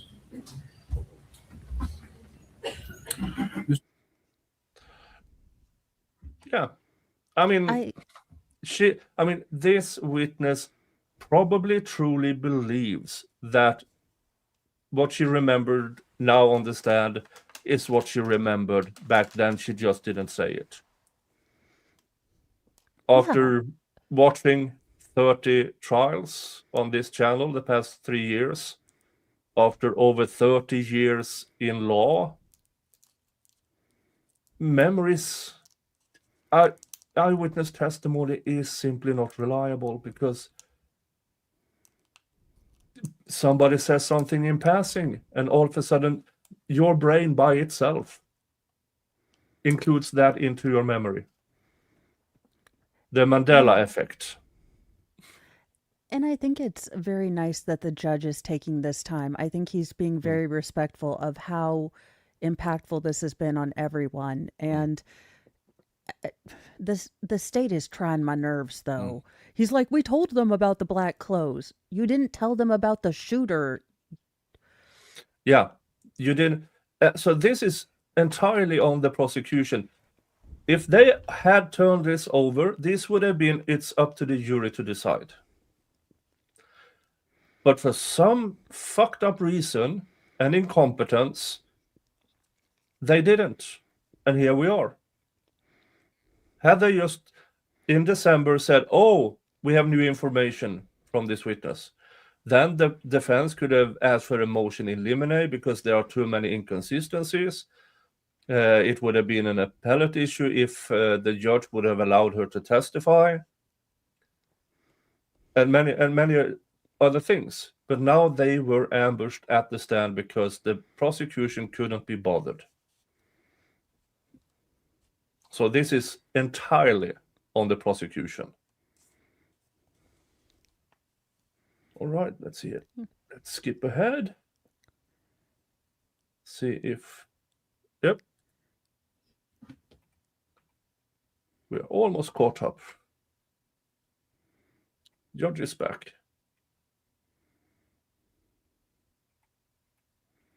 The court. So listen carefully to this instruction, if you would, ladies and gentlemen. We have just heard testimony, as you know, from the witness, Stephanie Hale. The court, outside your presence, after a hearing mandated by law, has ruled that the witness's testimony will be and must be excluded as a matter of law. Therefore, you are instructed to disregard any and all testimony provided by Stephanie Hale, and her testimony will play no role in your analysis, deliberations, and decision in this case. With this instruction, you are reminded that you are bound by your oath as a juror to follow the ruling of the court as provided. So please remember, ladies and gentlemen, mandated by law, don't speculate about it, don't wonder about it, don't hold it against either side, just follow my instruction. All right. Good morning. Will you raise your right hand? You solemnly swear the evidence in the testimony given this cause will be the truth, so help you God. You can have a seat over here. Thank you, ma'am. Who is the state's next witness. I wonder if it is the other witness that the defense already in opening statement said, yeah, she's going to be all over the place. Yeah.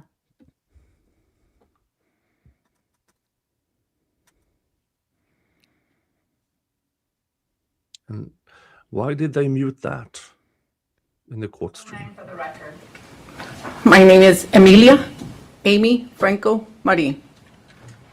Good morning, Ms. Marin. In May of 2022, where were you employed? At Robb Elementary, Uvalde CISD. Okay. And what was your job position at that time? I was the ACE coordinator. Okay, and for the jury and for the record, can you explain what an ACE coordinator is? It is an after-school centers program. So I ran the after-school program for the children there at Robb. And approximately how many kids were in your program? 150. Okay. And what campuses did you work at, or was it only Robb? I've worked for the district for 25 years, so I have worked at different campuses. Okay. And just for the record, where is Robb Elementary located? In what town and what county? Uvalde, Texas. And how long had you been at Robb Elementary as of May of 2022? I had been there for a month. A month, okay. Yes, ma'am. And what room number did you work in? What was your room number at Robb? 132. May I approach the witness, Your Honor? Yes. May I? So the witness has previously been admitted as exhibit number 1.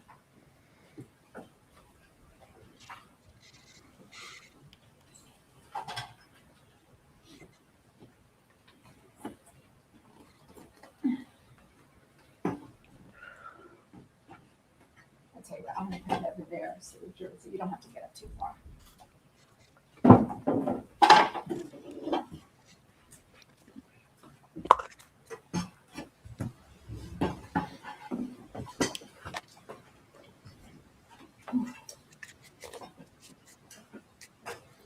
So, Ms. Marin, approximately where is your room number with regard on this map? And for the record, what we're looking at is a map of Robb Elementary, is that right? Yes, ma'am. Okay. And it's an aerial view of the school. Correct. So where on this map is your room? My room is located. Okay. And what we're looking at is the west side of the campus, the northwest building, is that right? Yes, ma'am. Okay. And it's slightly southeast of the street of Geraldine, right? Yes, ma'am. Okay. Now,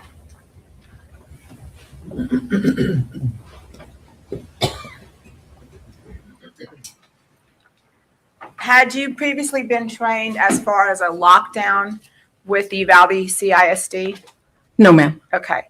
Did you know what to do as far as what you're supposed to do in a lockdown situation? Yes, ma'am. Okay. And for the jury, can you explain what that is? Because I am in a classroom, turn off the lights and lock my door. Okay. Now, are you still employed with the Uvalde Independent School District? No, ma'am. Okay.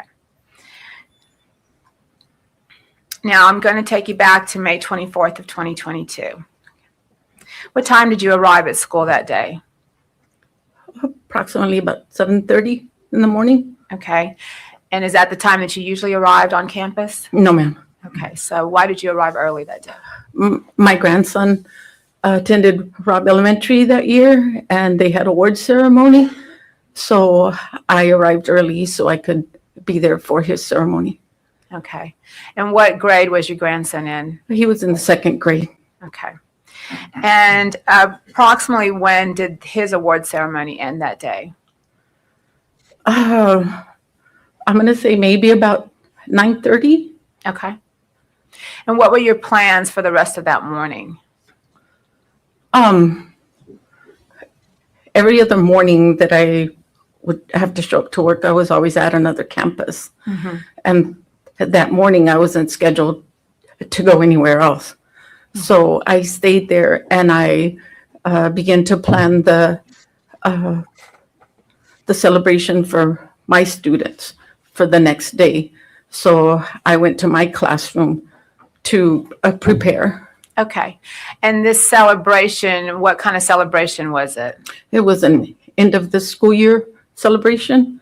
So we were going to have a dance for the students and their families. Okay. And were you coordinating the celebration with another teacher? Yes, ma'am. Okay. And what was his name? Gabriel Gonzales. Okay. And what were you and Mr. Gonzales's plans for? Was he supposed to be doing something? He was the one that was in charge of purchasing food, snacks for the dance. So he came over to my classroom and we spoke about what we were going to serve, where we were going to serve it. And he had a list of what snacks and food he was going to get. And so we spoke about that. And then he left to the grocery store to go purchase the items. Okay. And while he was at the grocery store, were you still in your classroom? Yes, ma'am. Okay. And at some point, did you hear back from Mr. Gonzales? He texted me and said, hey, I've already got the groceries. Can you go and unlock the gate so we can deliver everything through the back and not have to carry everything from the front? So if you were pointing at the back, when you say the back, can you tell the jury what area you're talking about?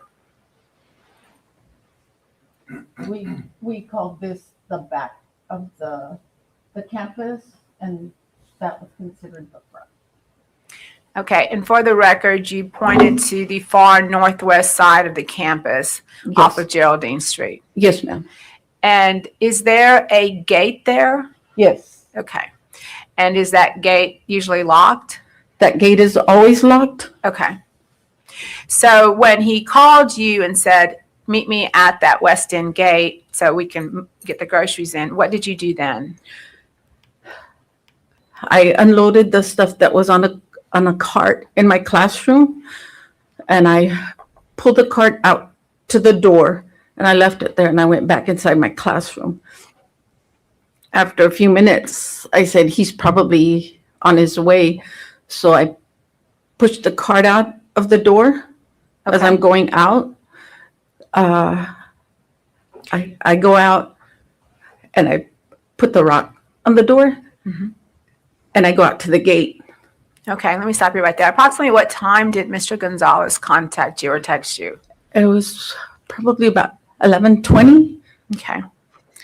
And you put the rock in the door for what reason? So I wouldn't have to lock it and unlock it, lock it and unlock it, because it's always supposed to be locked. And you thought it was locked that day? Okay. Yes, ma'am. So when you took the cart out you were going to meet Mr. Gonzales there, did you have to unlock that far west gate, that exterior gate? Yes, ma'am. Okay. And what was your experience with that gate? I have employees that would always unlock it when we were releasing the students. But that day I was by myself, so I went in. It has a lock. So I went and I unlocked it. And it's always hard because there's part of that, like a pole that goes into the cement, and you have to kind of jimmy it, and then it'll come up, and that unlocks it completely. 2 other times that I had tried that, I couldn't do it. So that day, I unlocked the lock, and then I said, I hope I can pull it up. So I jimmied it a little bit, and I pulled it up, and I said, I did it. So it was unlocked, and so I pushed the cart against the gate, and I said, I can't leave this spot because the gate isn't locked. So I'm standing there waiting for him to come. Okay, you were concerned about leaving that area with an unlocked gate. Yes, ma'am. Okay. And after that, what did you hear? I'm standing there waiting for him, and I'm facing east because he's coming. He's going to come from that direction.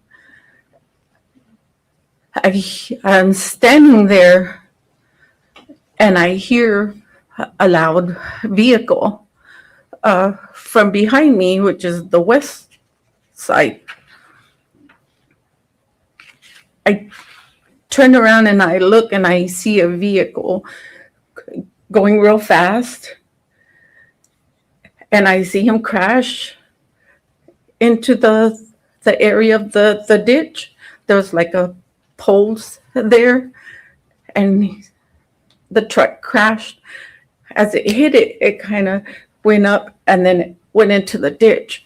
Okay, now I want you to go back to that map and point to the area on the map where you're saying you saw this car hit the ditch.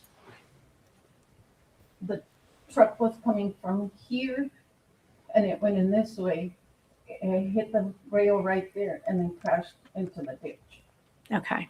And for the record, you pointed to Grove Street, so the vehicle was traveling south on Grove and hit the ditch off of Geraldine and Grove Street. Yes, ma'am. Okay. Once you saw that accident, what did you do, Miss Money? I ran inside. You didn't have your phone with you? No, I ran inside to get my phone.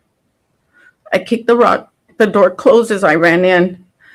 I dialed 911, and I ran back outside.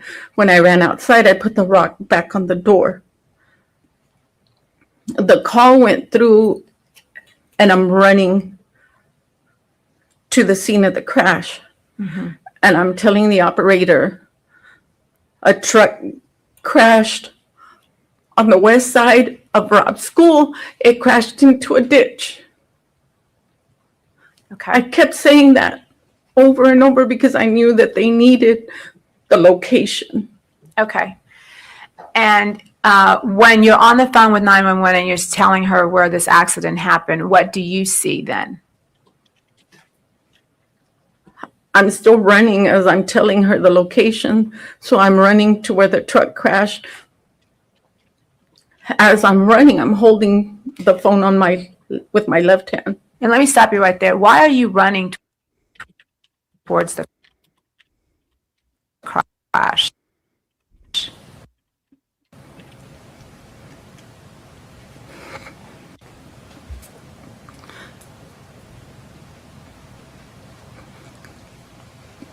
Whoever had crashed. Okay. So you're running, and what do you see?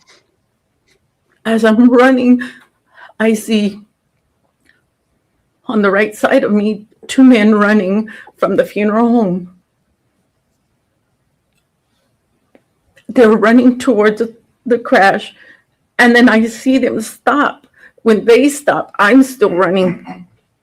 And then I see them turn around. One of them falls as they turn around, and they run back. And he yells, "He's got a gun." And I turn around and I start running back. And I tell the operator, "He's got a gun." Okay. Did you see that gun at this point? Not at that moment. But you heard the funeral workers or the people from the funeral home say that. Okay. So then what did you do? As I'm running back, I run into the building. I kick the rock and I close the door. And I run to the classroom. And I bang on the teacher's door across from me. I'm banging on the door. And she opens the door. She says, "What is going on?" And I said, "Call the front office. There's a shooter on campus." She closed the door, and the operator asked me, "What is he wearing?" I ran back to the door. Okay. I'm holding the phone with my left hand and I'm looking through the window and I tell him,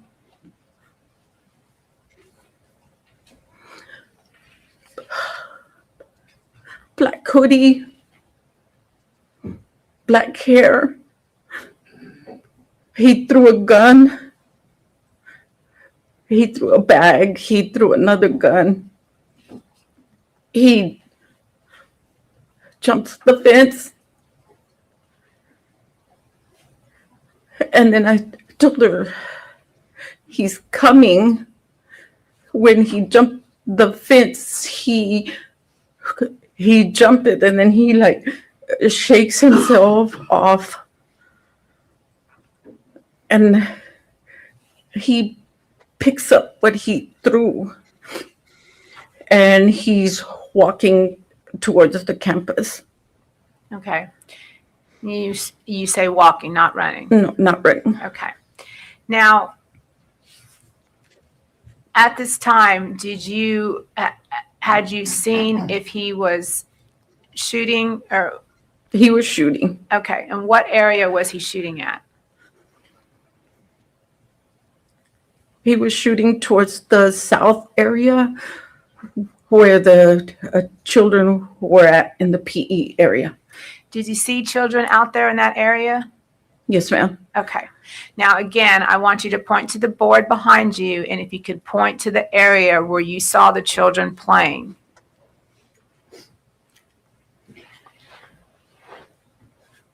They were playing here in this area, right here. Okay. And for the record, you pointed to the southeast area on that map between the south end of the fourth grade building and what's that building below the very bottom on that map? The pavilion, Okay. this right here, Okay. the pavilion, and that's where the PE classes are. Okay. And what can you hear from the kids at this time? They're screaming. Okay. So, and are they running into the building? Yes, ma'am. Okay. So once you go back into the building and you start banging on your coworkers' doors, what did you do then? After I told the 911 operator what he was doing, I run back to her door and I bang on the door again.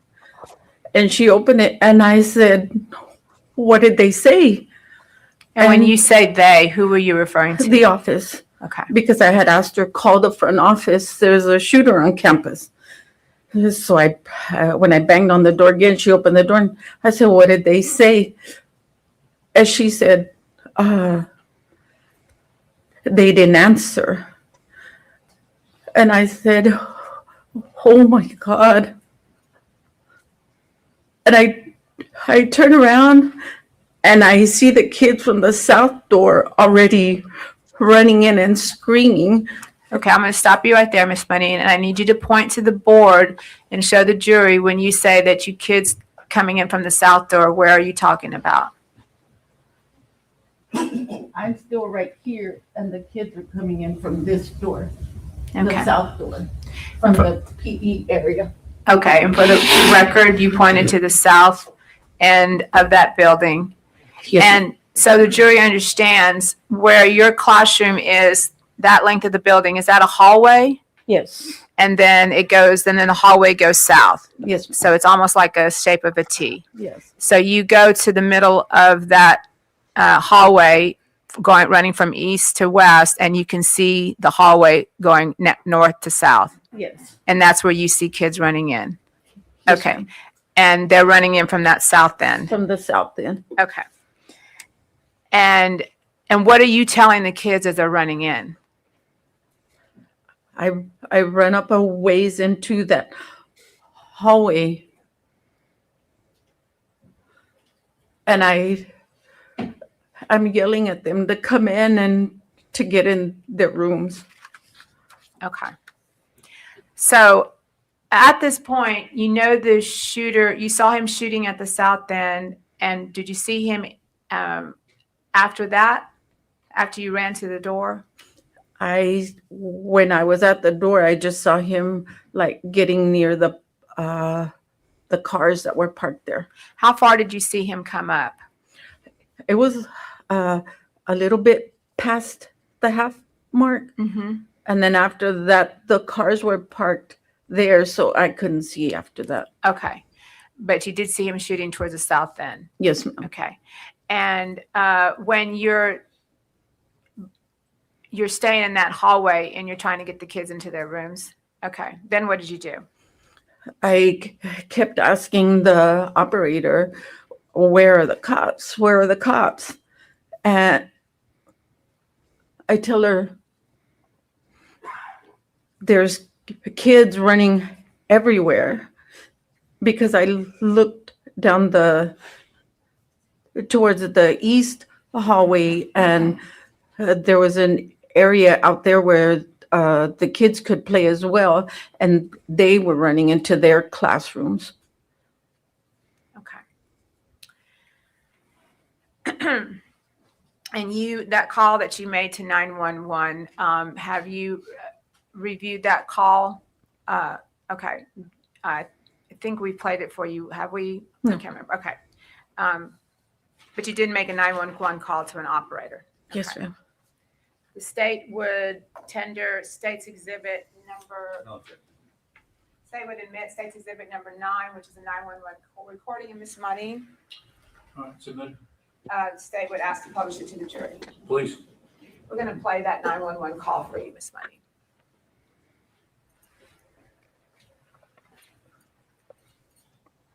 Uvalde County 911. Yes, there was something accident right there behind Rob School. Behind Rob, she ran into the ditch. What county did it? What time did you go to? Did you pick up training? I said, Uvalde, I heard him coming over. Oh my God, they're running. I don't know why. Oh my God, it's lots of time. I can have you around to 715 Oak Curry Low. We won't have a one vehicle accident while you pick up truck crash in the ditch. Have a caller and advise you now for your cabinet. Ma'am. Hello? Yes. Okay, ma'am. How many people running? 3 people running. 3 people running?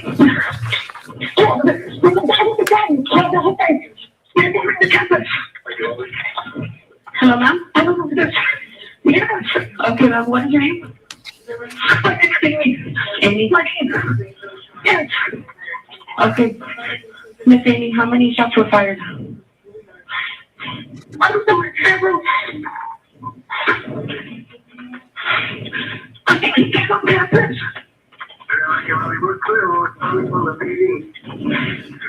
He's over there on campus. Okay, ma'am, he's on campus. Oh my God. I think there was kids in the area. Okay, he's not how. Hurry! Miss Amy, can you give me a description of the man with the gun? You can't. Okay, can you remember what he said? Ma'am, can you remember what you were? No, I can't see him. He's away from the door. Okay, I just want to make sure that you guys know where it is. Oh my God. I think he came on campus, ma'am. He came on campus, ma'am.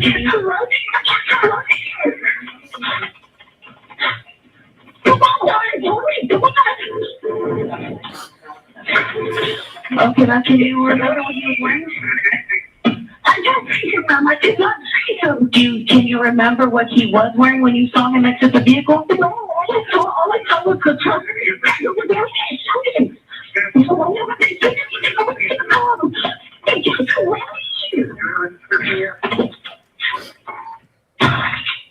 my God.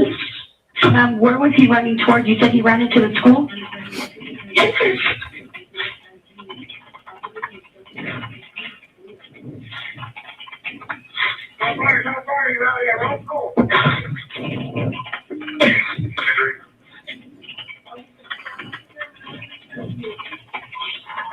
ma'am. Are you gonna get away from the building already? Okay, for the right, yes, they're coming behind us. Okay, ma'am, where are you gonna get? Okay, ma'am. No, these two straight.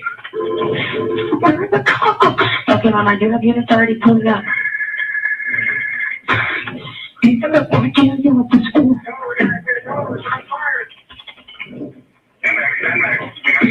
Okay, now can you talk? You get the dividing college?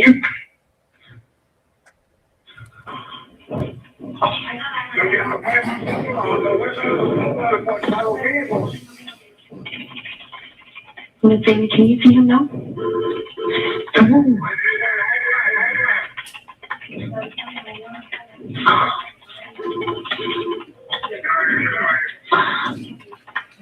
Okay, Miss Amy, you can't see him anywhere? Oh my God.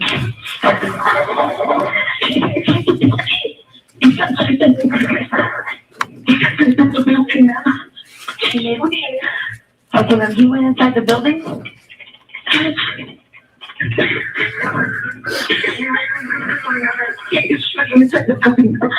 Okay, ma'am. Oh my God. Contact the school police. You. The meeting is at Rock School. Okay, ma'am, we do have the officers on scene, okay?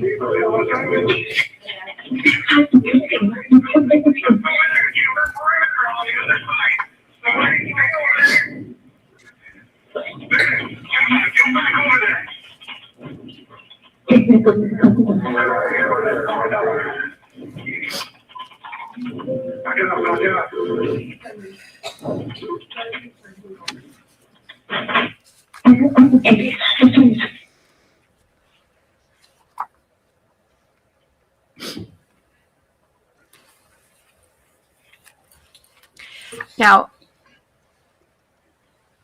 Ms. Modine, we see and hear you trying to relay information at the same time that you're trying to get the children into the classroom. Is that right? Yes, ma'am. Now, after the 911 call ended, what did you do?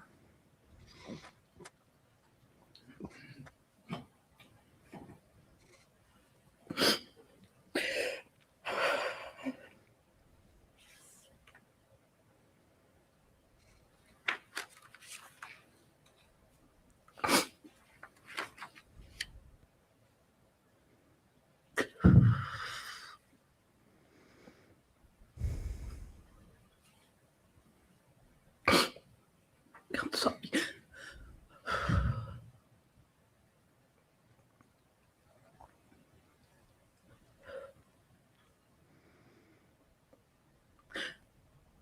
I had ran inside my room to go call the front office from my intercom. And then I was going to run back out to make sure everybody was safe. But something stopped me. And I looked at the door and I looked at the counter and I ran under the counter. When I went under the counter, that's when the call hung up. Okay. Approximately how long were you in your classroom? During the whole time, it was about 45 minutes. And during that time, what were you thinking or what were you doing?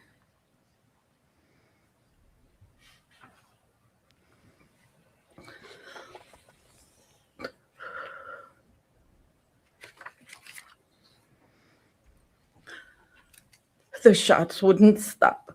They were just going round after round.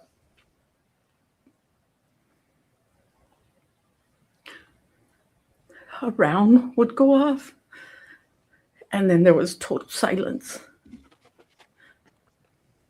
And then another round, and total silence. And one of those times that it was silent, the AC kicked on. And I said, don't turn on. I'm not going to hear him when he comes this way. And you just hear more shots. They were like nonstop. And I thought, he's going to kill me. He's going to kill me. He's going to kill me. I'm going to die. I'm going to die. I said, as I'm in under the counter, I think I'm looking at the floor and I'm thinking, I'll tackle him from his ankles and knock him down with my shoulder. And then I said, get up on the counter. When he comes in, jump on his back, poke his eyes out, take the gun away from him. So you were anticipating how you would confront the shooter if he came into the room? Yes, ma'am. Now, just one more question. How do you explain that feeling, just so we understand what that feeling is?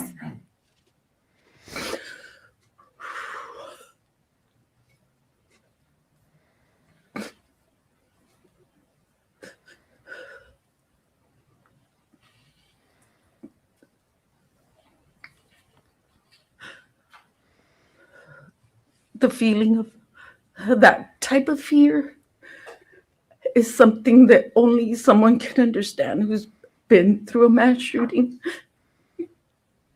You won't understand it if you haven't experienced it, and I don't wish it on anybody. Is it an ugly feeling?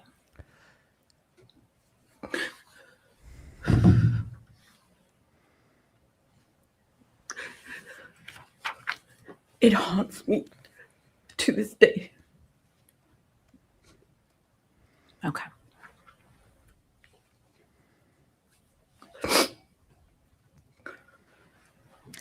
Pass the witness. Please. Yeah. Yeah, I don't have anything to add here, actually. I do. Fuck this prosecutor. We listened to that. Oh, yeah, that. We saw how this woman was reacting, and just like the media, we can see this woman shaking. I don't think we need to ask, so tell me how you are feeling. We heard it. We heard it. We don't need you. And you absolute swamp donkeys have a full hate boner that the state is pulling all of these witnesses through this, fully erect, ready to go. Sorry, I wasn't going to curse, but I figured hate boner was okay. Yeah, we are almost at the 2-hour mark. I think we're okay. And if I could get my short when I yelled at the prosecutor yesterday, that's the wrong fucking answer. I think we're okay. Oh, just to take breaks, you guys. This is really hard. And I know I speak for myself and Nick. We don't need views. We want you to be okay. This is really, really hard. Take breaks. In the afternoon, I'll have puppy kitten breaks available. So, ask if you need them. Take a break. This is really rough. Yeah. Now, if I were the defense here, I would just let her go. Yeah. Because the only thing of matter to them is she saw shooting towards the south end. Which actually, that might be the only thing they need to point out. Yeah, but if he fired in that direction, he couldn't also have been there. Yeah, and And I get if you're ignorant of firearms, like the teacher might have been, that the two could be correlated. Yeah. But let's, what is the over under that the state's, gonna be smart and, not recross or if the defense does do a gentle cross, what are the odds that the state's not gonna traumatize this woman more? Yeah. Hey, Blue Stars. I just found this channel like an hour ago. I really appreciate the critical thinking of this channel and chat. Thank you. Thank you for joining. Thank you so much. Yeah. Now, I must warn you, usually there are a lot more cursing. There are a lot more talking. But this case here,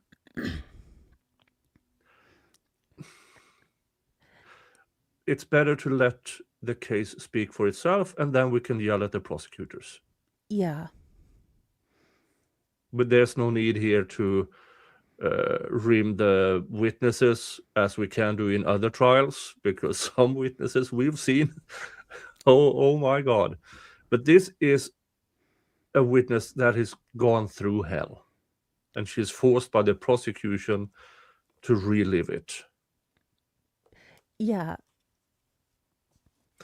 To get to a coward cop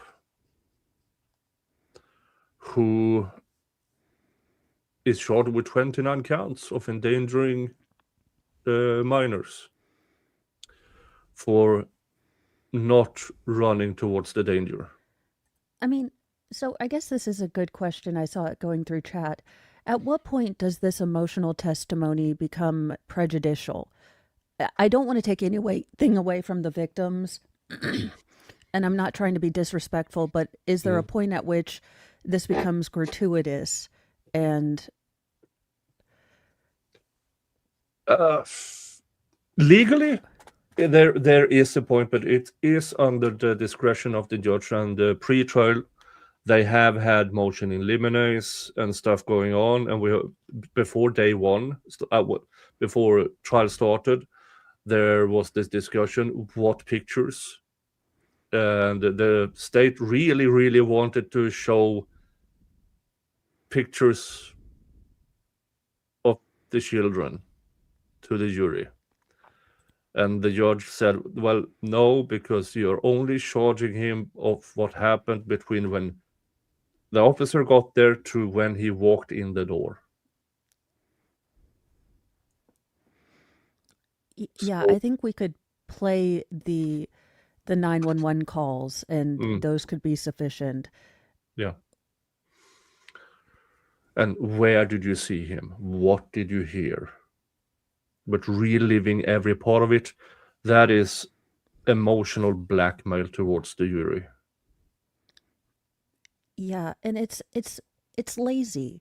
It's lazy and it's disrespectful, because if it would be very easy to tailor this case.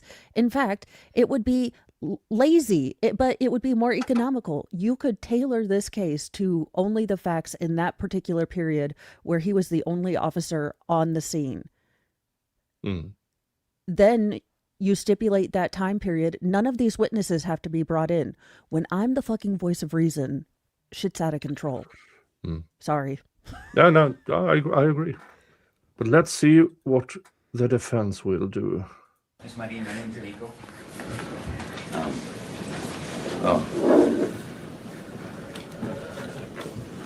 Have you ever testified before? No, sir. Okay. This is called cross-examination. I'm going to ask you some questions. We're going to go as slow as you want, okay? I'm not going to attack you. I'm not trying to hold you accountable. You did nothing wrong. I'm just going to ask you some questions on your observations. Is that okay? Yes, sir. Okay, thank you.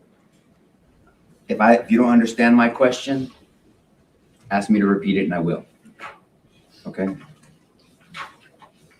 I think you told the government that you had gone outside to meet a gentleman named Gabriel, correct? Yes, sir. Gabriel Gonzales? Yes, sir.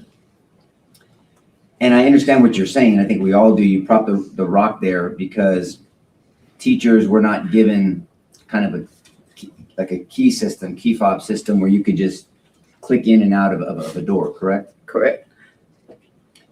And not every teacher had a key. Correct. And I'm gonna talk to you about that. Yes, ma'am. I won't say correct because I don't know who had a key. Fair enough, because you'd only been there for how long? A month. A month. You didn't have a key. I had a key. You had a key. Okay.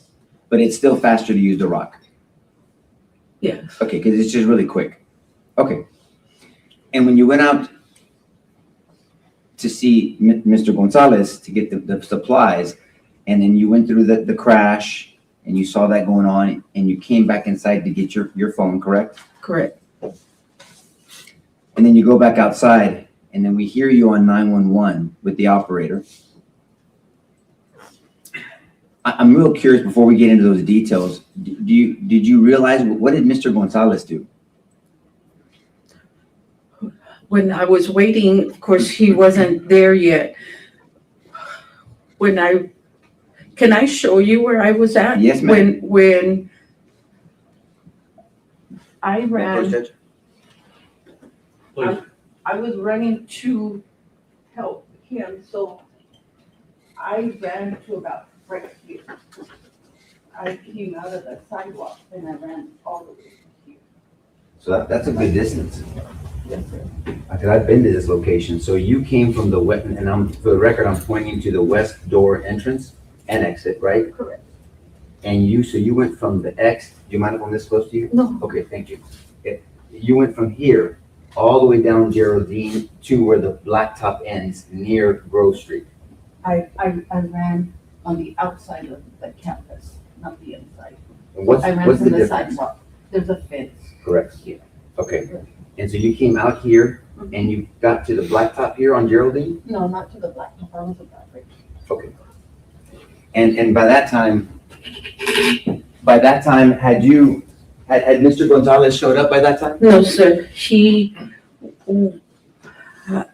I'm outside and I'm asking the teacher to call the front office. I'm in the hallway telling the kids to get inside. When I go into my classroom, that's when I see Mr. Gonzales drive off. So he came in through the U and he drove off. And so at some point, Mr. Gonzales came in and you don't know what he saw or didn't see? No, You have no idea if the government spoke with him? no, I do not. Okay. Do you stay in contact with Mr. Gonzales today? No, sir. Okay. And practically, I mean, you put a rock at the door because you thought the door was locked. Yes, sir. I mean, if you thought the door wasn't locked, you wouldn't have to put a rock at the door. Correct. So you get back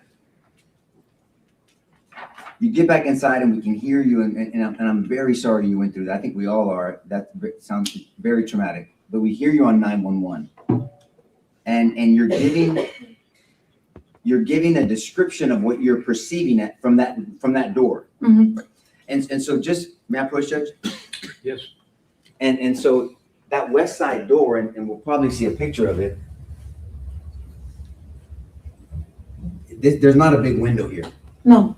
It's a door. I don't know which door you came in, and it has a window strip, correct? Mm-hmm. So your view is limited to that window strip, correct? Correct. So you can see in front of you fairly decent, but you definitely can't see to either side without opening the door to check. Correct. Is it an outward swinging door or inward swinging door? Outward. Outward. So if I'm outside the building, I would pull to open it. Right. So is it fair to say that your view from that door was limited? It was limited, which is when the shooter jumped the fence, I could see this way. When I had ran to her and the operator said, "What is he wearing?" I ran back and I'm seeing him, and from where he's getting to the vehicles, that's when I'm going like this in the window because I can't see him anymore. Yes, ma'am. Judge, just for procedural purposes, would you prefer me to ask before I approach every time? Because I might have to come back and forth.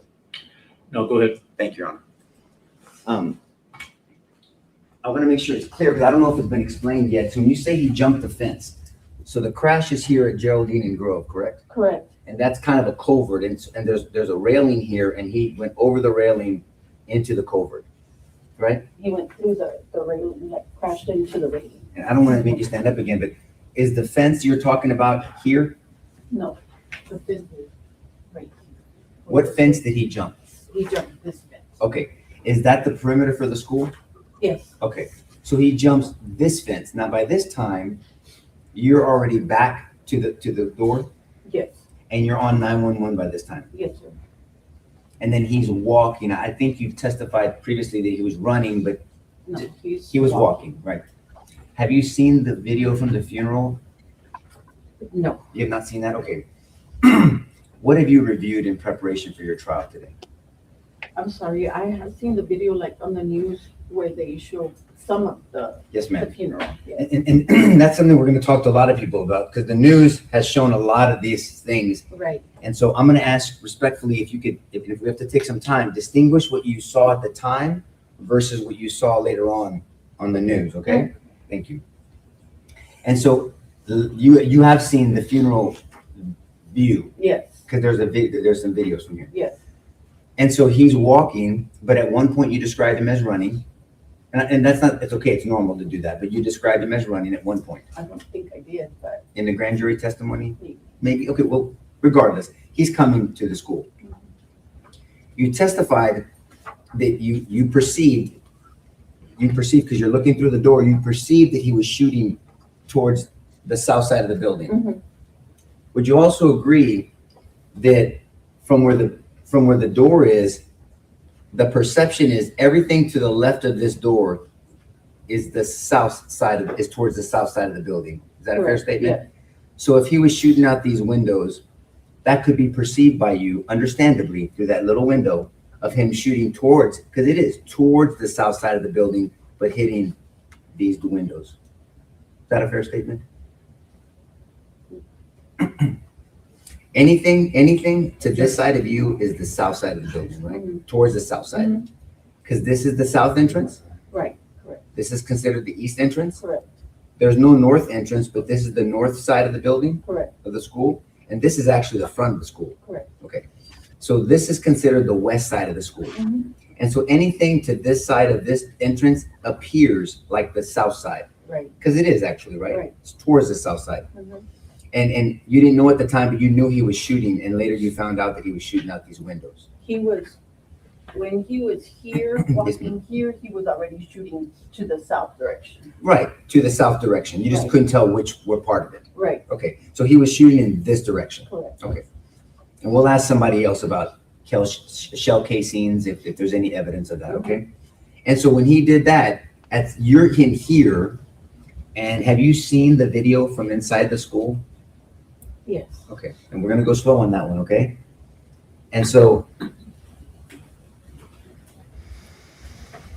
while you're on the phone, you are yelling down for everyone to get in their classrooms.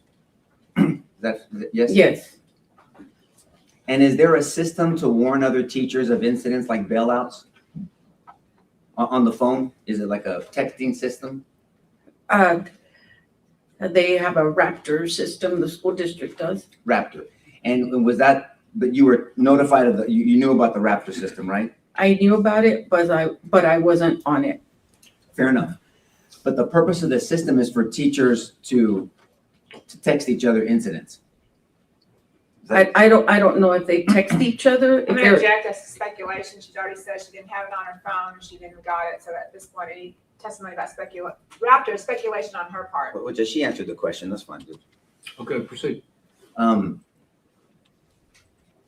But you know that things like a bailout could be communicated between teachers. I'm gonna object as to bail out. I mean, he's got to lay the predicate that she even knows what a bailout is. I was about to do that. Okay, I'm gonna overrule the objection. Ma'am, these questions, if you know the answer, you can answer them. If you don't, just tell him.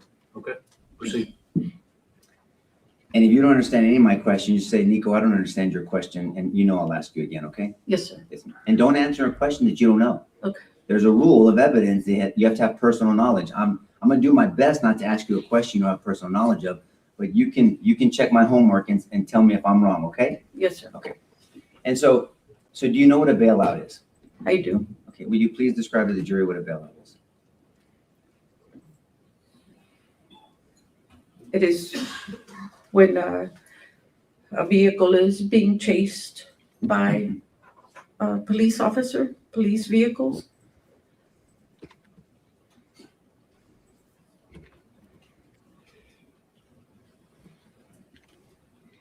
And if the people being chased get out of their vehicle and run out.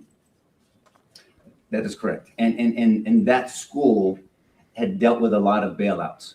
Objection calls for speculation. Judge, if she knows. If you know, ma'am, only if you know. I don't know, not Okay. not that school. Okay. But you'd only been there a month. Yes, sir. Okay. But what you do know about that school is that school did not have a full-time officer assigned to it. They did not. And that's not your decision, that's more of a school district decision, right? Correct.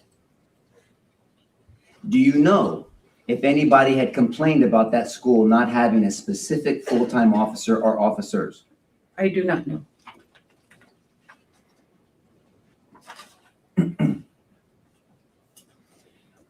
Did you have occasion, or did you know if any of the teachers down the hall heard you when you were screaming at them to get in the classrooms?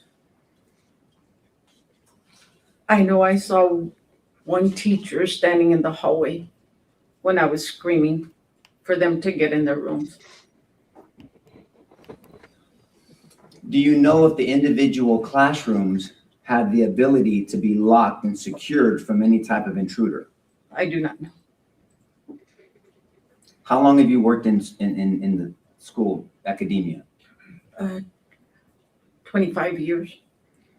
Is it fair to say that most schools have locks from the inside to stop someone from entering? I'm going to object at the speculation as to most schools. Just, I'll clean it If you up. rephrase it.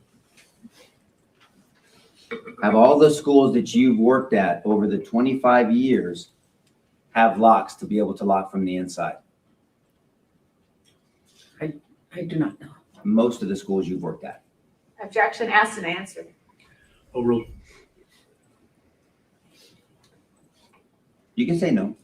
I do not know. You don't know. Fair enough. I want to ask you about the specific doors at this school, Robb Elementary.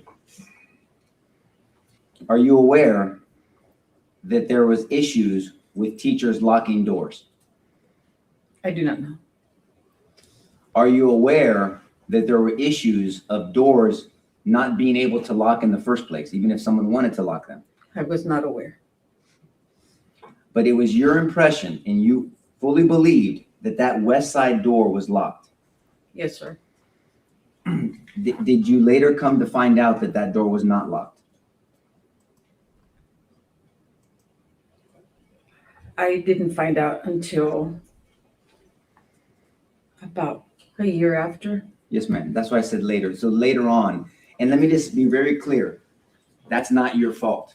You didn't unlock that door, okay? So I'm not saying that or suggesting that in the slightest, but later on you found out that that door had not been locked.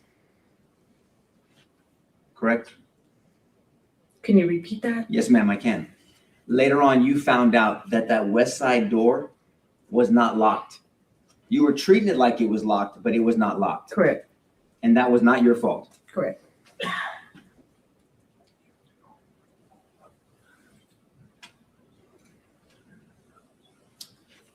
Thank you very much. Pass the witness. Get my question. See how much Judge, calmer may she is excuse. after the defense? Subject to recall. Yeah, good choice by the prosecution. Yeah, Okay, ma'am, you are released from the subpoena and you're not subject to recall. Thank you very much. Thank you. good choice for once by the prosecution to not make her suffer more. Randy? Clear difference in how they acted towards her. While the prosecution seems to want this witness to be as emotional as possible, the defense wants her as calm as possible. And if this goes on with more witnesses, it will probably be apparent for the jury as well.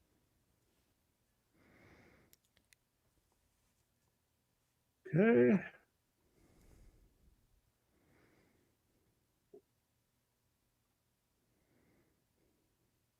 Noted.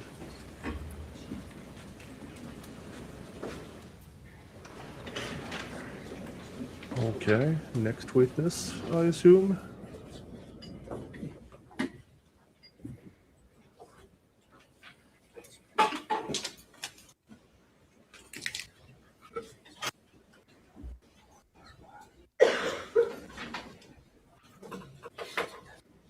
I don't know what they are waiting for. Solemnly swear the evidence. You just come on, stand right there and raise your right hand for me, please. You do solemnly swear the evidence in the testimony you're giving this cause will be the truth, so help you God. Yes. Okay, this is our witness stand over here. If you'll have a seat, make yourself comfortable.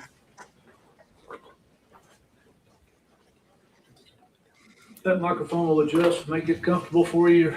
Speak up so everybody can hear you. Have a seat. Good morning, Mr. Hill. Good morning. How are you feeling? Good? Nervous a little? Yes, sir.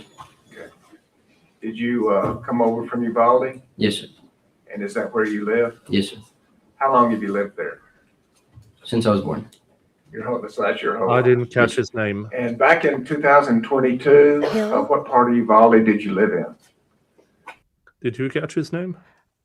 He addressed him as Mr. Hill or Hale. I don't know. There's an accent, but I didn't get his first name. Oh, it might be the husband of the now stricken witness. Well, we will find out. And I assume they are going to ask him, what did you tell her? But can he really testify to that if her testimony is stricken? Yeah, I guess they can. At what point, what do they gain by bringing him in? Because I think they got their sensationalism. I don't think the jury will be able to forget the emotional aspect of that testimony, and that emotional aspect will be cumulative. So yeah.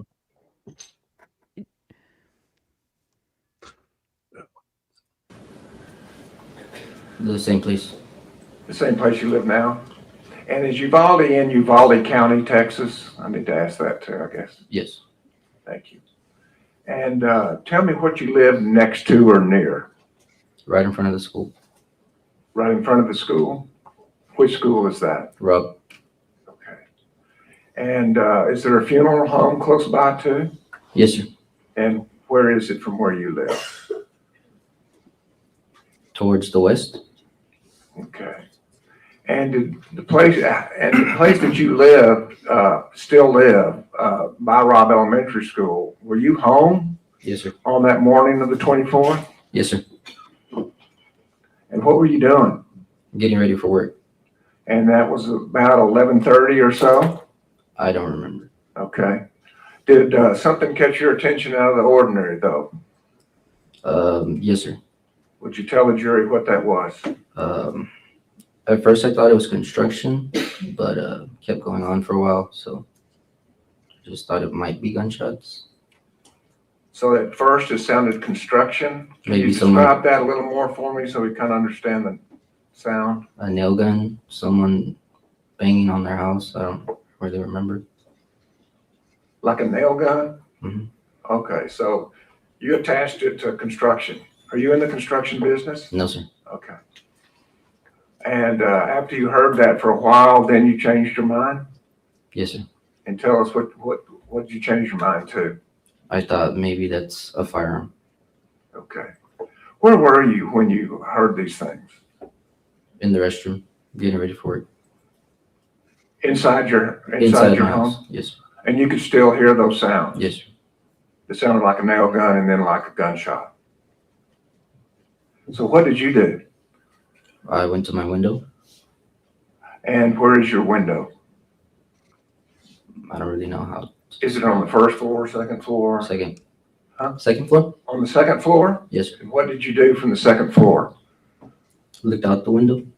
Okay. Did you do anything other than look out the window? Not right away, no.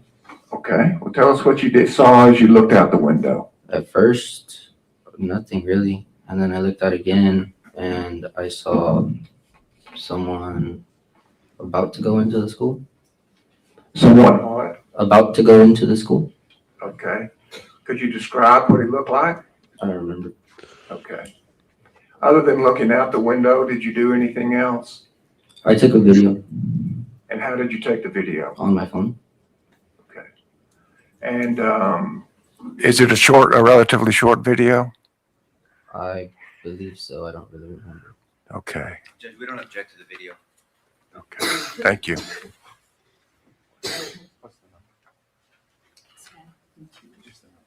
Yeah, we This can time, then, Your probably Honor, we'd determine offer that Tracy is to not debate Miss too. Hale's husband. Yeah. And I'm going to ask not to play it at this time, but to finish my direct and pass the witness and then play it. That's okay. All right, go ahead. Thank you. Did you eventually turn that video over to law enforcement? Yes, sir. Pass the witness. Mr. Hill, I'm Nico LaHood. I represent Adrian, one of the lawyers who represents him. Have you testified before? No, sir. Okay, I'm just gonna ask you questions. I'm not gonna go at you, but I do want your full name for the record. What's your first name? Jose? Jose Gil? And Gil, is it G-I-L or H-I-L-L? Hill. Okay, because Gil can be G-I-L, right? You should spell it a different way.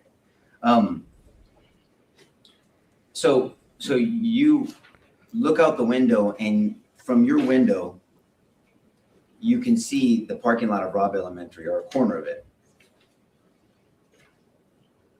No. No? Well, you can see the west side entrance, maybe? Yes. Is that fair enough to say? Okay, and the west side entrance from your window, what's behind your view from the window and behind the west side entrance? It's just an empty field next to the alley. Is there something between the empty field and the alley and then the west side entrance? A ditch? Okay. There's not a parking lot. Is there, let me ask you in general, is there a parking lot on the west side, outside the west side Yeah, entrance? I guess so. It was just gravel, but yeah, I guess. Was it paved back then? I don't remember. Okay. But did you watch the person that entered the west side entrance for a while, or was it just kind of It was just momentarily? quick, momentarily. Why did you get a video? Why did you start your camera? Because I can't see very well, so I was like, wait, is someone actually going in there? Is someone actually holding a firearm? That's pretty much it. And I know you don't want to watch the video, and I respect that, but what will the jury eventually see from that window, from your recollection, from your video? Just like 2 seconds of him going to the school. Thanks for being here, Mr. Hill. Pass the witness, Judge. No further questions.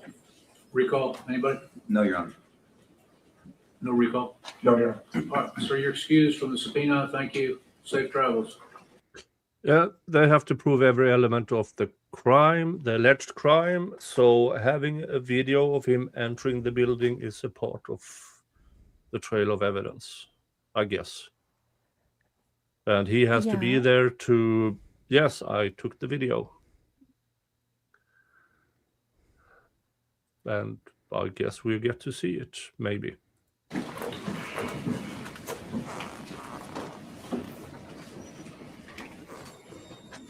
right, Mr. Turner? May we display Exhibit 18 to the jury, Your Honor? Yes, you publish it.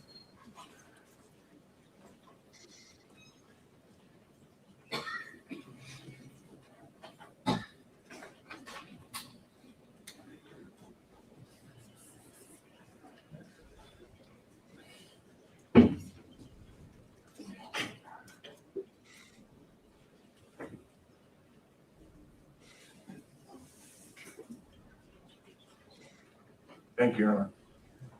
Next call, Agent Gwen. All right.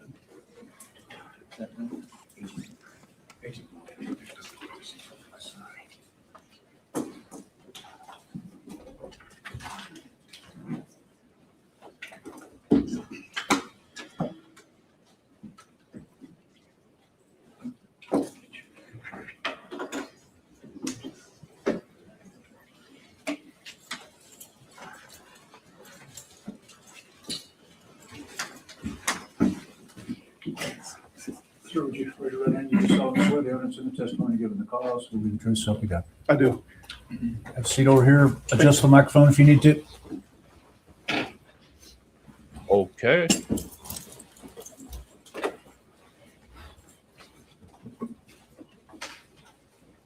May I proceed?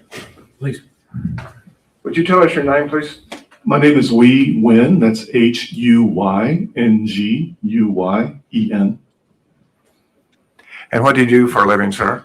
I'm currently a special agent with the FBI in San Antonio. How long have you been with the San Antonio FBI office? I got to the San Antonio division in 2012. And what do you do for the FBI? I'm a human agent. What I do is I go out and collect informants. But one of my auxiliary duties is also evidence response team. And would you tell us what an evidence response team is? The evidence response team is a crime scene team, right? We go out and we process crime scene, collect evidence, take photographs, write reports, and present it to juries and law enforcement. And prior to working for the FBI, could you tell us what your background was? I worked for 10 years with the Texas DPS Crime Laboratory as a DNA analyst. Then from there, I went to the FBI in 2004. And what is a DPS analyst with the FBI? I mean, with the DPS, excuse me. So there's several different types of forensic scientists with the DPS crime lab. Some do drug analysis, some do alcohol analysis. I did a DNA analysis, meaning I worked with body fluids to determine the origin and match them to suspects or victims. When you started working as the evidence collection team, is there any special training that goes along with that, or is it all experience? It's a combination of both, right? You get certified in the beginning. For the FBI, there's a 2-week course close to Quantico, Virginia. You go there and you learn all the basics of forensics, crime scene reconstruction. And could you also tell us about your familiarity with firearms and ammunition? Well, I'm currently a special agent, so I do carry a firearm.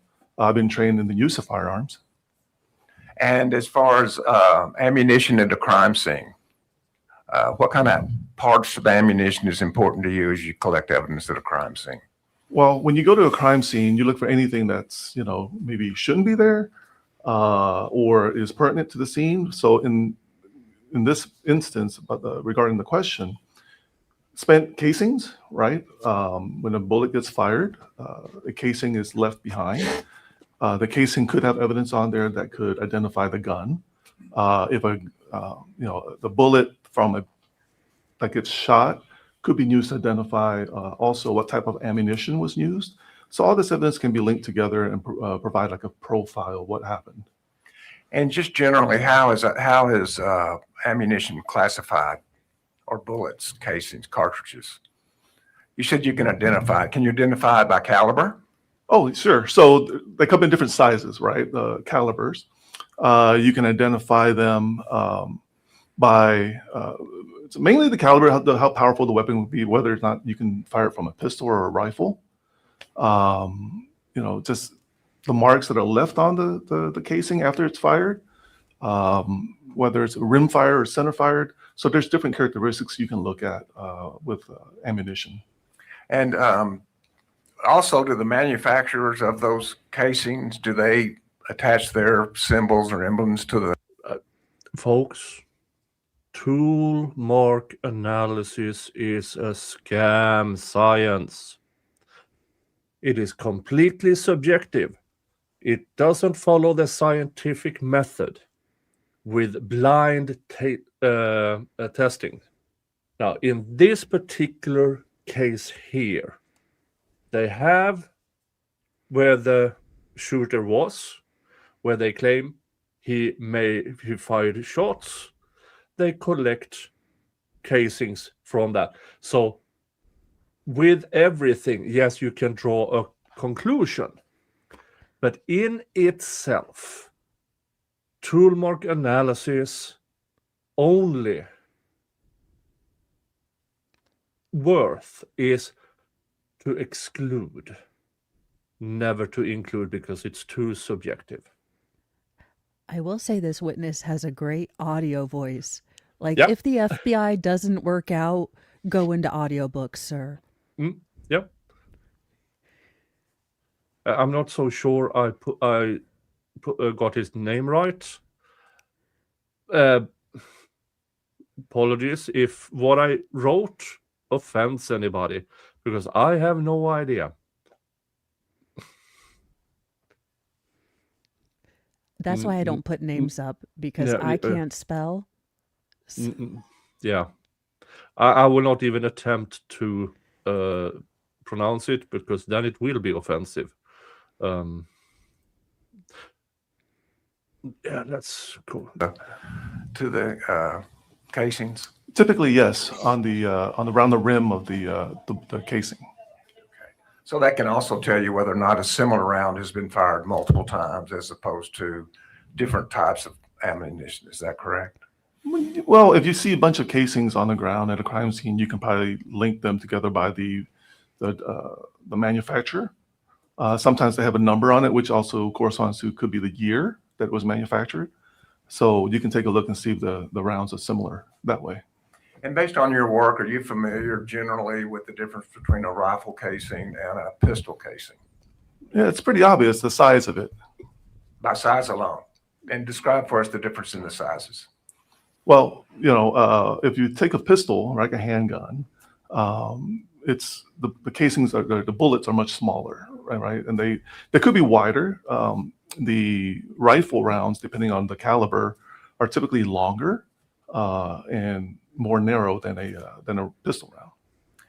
And tell me, there's been a little bit of discussion about when you find a casing, is there any scientific specificity as to when you find a casing that tells you where the shooter is? Oh, okay, so you're asking where I find the casing, could I tell where a shooter could possibly be? Is that the question? So if a round is fired, from a semi-automatic, right, a gun that will automatically eject the casing. So when somebody shoots a gun, the bullet will be propelled out of the gun, correct? The casing is left behind. The casing is what holds the gunpowder, okay? The casing will get ejected out and get tossed, depending on the gun, depending on the how much gunpowder is in it, it'll get tossed a certain distance away. So typically, when you see a casing on the ground, you can sort of guess as to how far away a shooter could be from that. Seriously? So we're gonna... Anybody who has fired any type of semi-automatic gun will know that these damn things go anywhere. I have a video when I went to Michigan gun range with Dave, and we fired a lot of things. And yes, most of the casings were ejected front and to the right, except the one that hit the ceiling, except the one that for some odd reason took a left turn, and the occasional that I had to duck for. Yeah, I mean, there is an average. There is a... Yeah. But if you haven't fired that particular firearm, then you don't know the average it expends. How many of those average go wonky? No, there's not a scientific way. The short answer to that is no, there's not a scientific way. You can make an educated guess if you have like 15 casings, 30 casings, something of that magnitude. Okay, most of them are in a semicircle over there, which means between 10 and 40 feet away, there was a person shooting. Well, and you'd have to match all the variables: grass, cement, how tall was the person, were they walking? It's so multifactorial. Did they fire from the hip? Did they fire from the shoulder? These go everywhere. So if you find, as he said, if you find a casing, you can guess where no. If you only find one casing, you will probably have no idea within a 30-foot radius from that casing where the person shooting it was. Also, when did he go to examine the scene? I mean, because we've got rangers that are coming like 3, 4 days after, leaving the truck out in the rainy culvert to get flooded. Yeah. But there's a lot of things that affect being specific about that. Is that correct? Sure, if you hit if a casing hits the grass, it's not going to roll anywhere. If it hits concrete, it can bounce. It could roll away. If it's on a gradient, it could roll down. So a lot of things, you got to factor the whole condition of the scene. Fair enough. Does the position of the gun when the casing is ejected, does that also affect where the casing would end up? The position of the gun. How the gun is being held, I suppose is a better way to say it. Well, the ejection port on a gun is usually on the right-hand side of the gun, right? So if you hold a gun here, the casing is going to get ejected to the right. So how the gun is held, I guess if you mean if it's pointed up or pointed forward. Let me kind of demonstrate. So Okay. if you point the normal gun straight ahead, the ejection usually is to the right. Yes. Since I'm left-handed, that means it comes to my face, right? Well, it'll come away to the right, not at your face. But by the same token, if you turn the gun down, would that affect where the gun was in comparison to where the casing ends up? Okay, so if you shoot with the gun sideways, so the ejection port is pointed down, that's where the casing is going to get ejected. It's not going to go as far if it was pointed with the ejection port going this way, right? It would go out, pointed down, it would go down. And by the same token, if the ejection point is pointed more up, that's going to change the trajectory too. How far the casing would go? Yes. Possibly, yes. Okay. And so as far as being very specific, do you believe we can be very specific about where a casing lands as to where the gun was fired that left that casing? I wouldn't say specific. I'd say more generally you would know where the shooter would probably be at, but I don't think you can say with a definite degree, oh, he has to be standing right here. And if you have a grouping of casings in a specific point, that assists too, I suppose. Yeah, a grouping of casings in the same area together gives you a better idea rather than just one casing, okay? Because there's multiple shots being fired and they all land in the same spot. Well, typically the shooter would be around that radius, or, distance around that, the casings. Well, it's And I want to move to the second stage then. After the casing is originally deposited, are there things that affect its movement thereafter? Well, like I said, if you're on a gradient, it could roll down. If it's on grass, it's going to stay right there because, the grass is going to keep it from rolling. If somebody comes along and kicks it. So there could be other factors that could have influenced where it could be by the time we get there to see it. Okay. And so if it's a high trafficked area, then that could also affect where the casing started versus where it was when you picked it up. Yeah, the time between when it was shot and the time that when we get there, anything that goes through that scene could change how that scene is. And did you investigate a scene on or about May 24th, 2022? We did. And what scene was that? It was at Robb Elementary in Uvalde. And how did you get involved in that investigation? I was actually in San Antonio at the time, and I was the acting team leader for our team. Got a phone call saying, hey, our assistance is being requested to go out to Uvalde to process a scene. And did you do that? Yes. And when did you get there? By the time we mobilized, let's see, this is approximate. It takes about, depending on how fast you drive, from San Antonio to Uvalde. So we probably got there closer to around 2:00, somewhere around there. Okay. Yeah, it's been a few years. And can you describe the scene as just in general terms when you got there?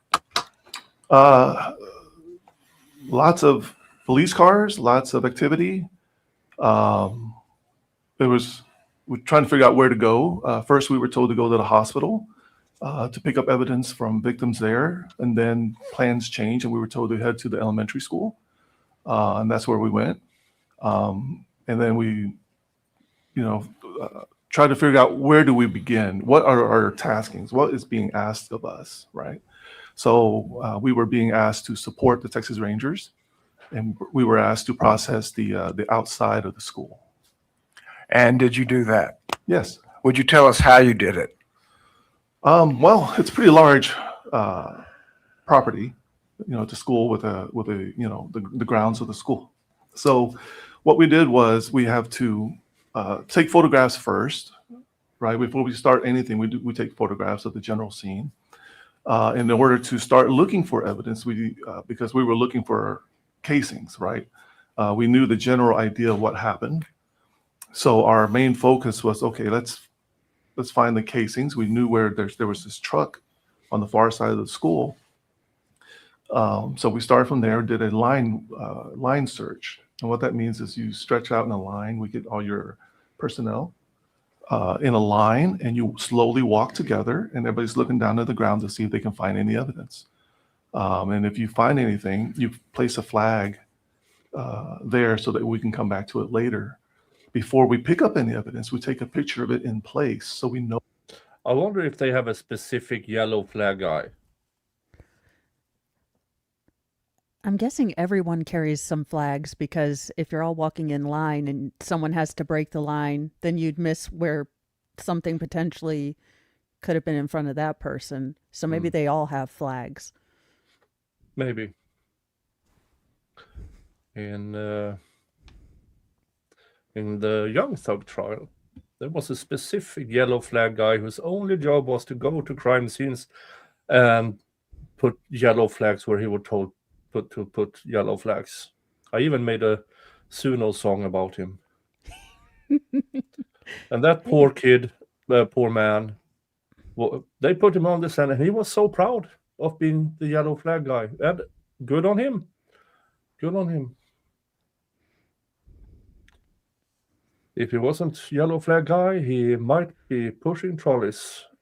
Well, he likes his job. Yeah, he really, really liked his job. He was so proud over it. Know what it looks like, and we take it like medium range, long range, close up, so we have an idea of where the evidence is in relation to the rest of the scene, right? So there's a lot of documentation before we actually pick up the evidence. But as far as the flags and the photographs, that accurately depicts where y'all saw it at the time or before it was picked up. Yes. You can't tell us what happened to it if it was kicked or moved around beforehand, but as far as the photographs, they're going to accurately tell us where you located them. Is that correct? The flags indicate exactly where we saw it when we got there at that time. Okay. May I approach for a second, Sheriff? Yes, sir.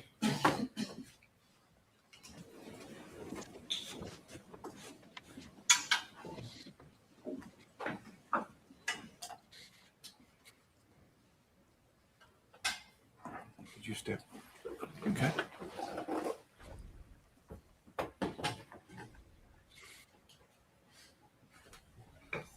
I'll give you just a second to orient the ditch that you were talking about, where the truck was. Robb Elementary School, the 4th grade wings, the south grounds, and the west grounds. Okay. Do you recall that same? Yes. Okay. As you use this pointer, and we do have jurors that are all the way across, so let's all have the pointer, so maybe you can scoot over just a touch from them. Could you show the jury what area you conducted the line searches? Okay. So when we arrived, this is the funeral home across the street. We parked our vehicles here. And then the subject vehicle is over here to the west of the school. So we started our line search from over here and walked slowly towards the school. And anytime we saw any rounds or any casings or any other evidence, we put a flag there to mark it, so we'd come back later and take more detailed photographs of it.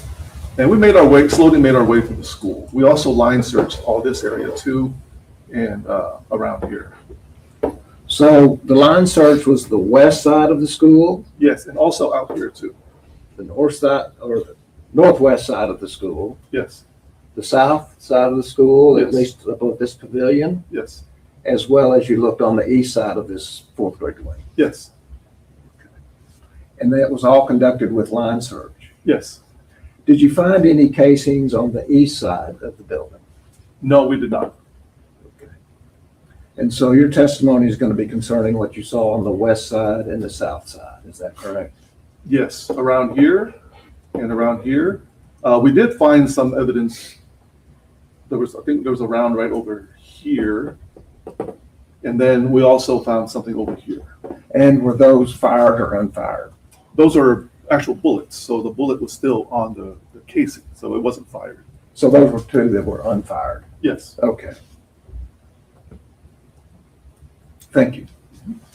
Thanks.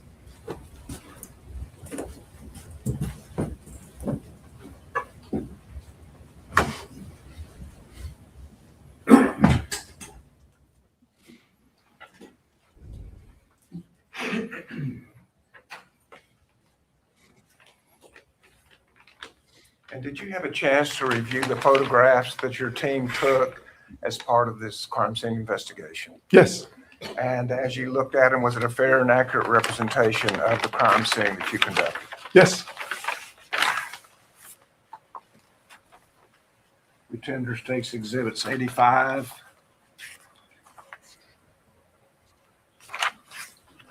through 149 to the defense.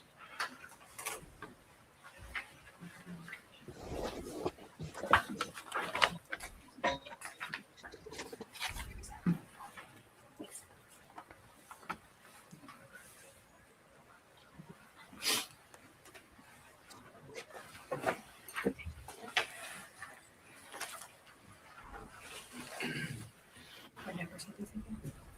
85 through 149. I didn't have that turned on.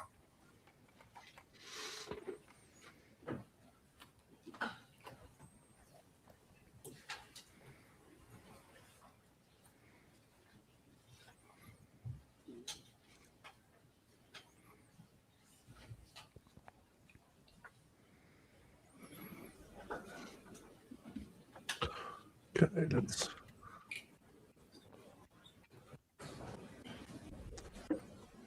The one good thing with being a commentary channel, when things go silent, you can skip ahead. Yes.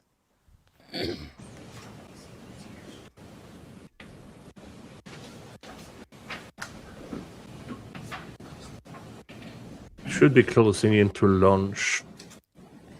Yeah.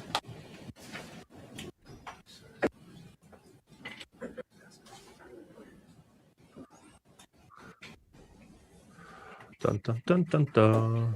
Dun, dun, dun, dun, dun. So more or less what this guy is going to say, yeah, we found casings there.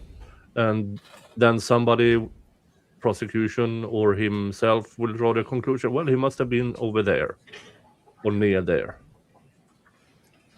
Wherever those casings were. Yeah, I have never heard a prosecutor say a normal firearm. No. He is aware he's in Texas, right? I don't think so. Oh, that explains it. Mm.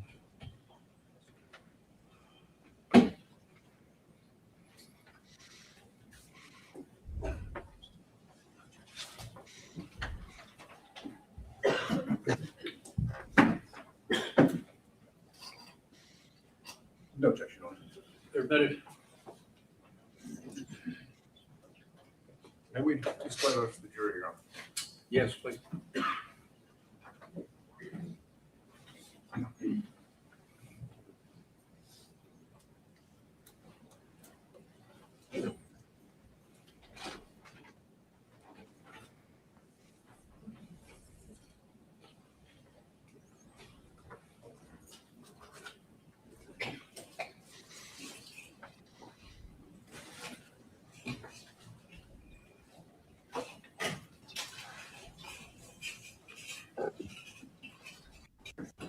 Start with exhibit. Okay. Here we go. It took a long time to get this on the screen. Okay, could we start with Exhibit 85?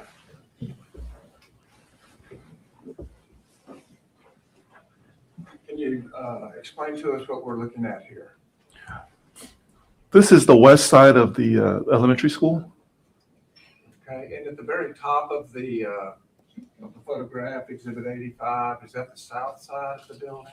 Yes, And toward that top side of the building, y'all did the line search across there, is that correct? yes. And I'm gonna ask you this time, not what you found, but what you didn't find. Did you find any casings of a pistol on the south side of the building? No, And there was a thorough search? yes, we did it multiple times. Thank you. And State's Exhibit 86.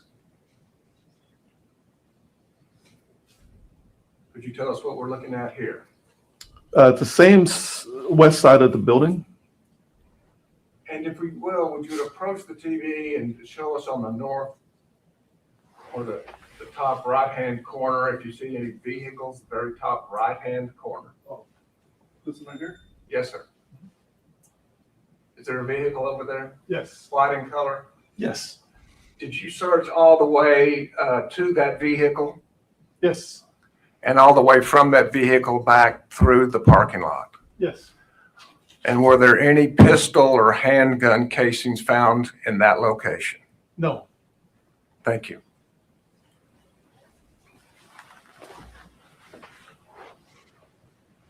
State's Exhibit 87, do you know who Kirby Howell is? Yes. And would you tell the jury who he is? She is our She, I'm photographer. sorry? Yes. She's your photographer? Yes, our And full-time FBI photographer in San Antonio. So does this document that these are the photographs that she took? That's correct. State's Exhibit 88, could you tell us in general terms where we're looking now? This is the west side of the school building. And is there anything specific there as far as red flags that you have marked?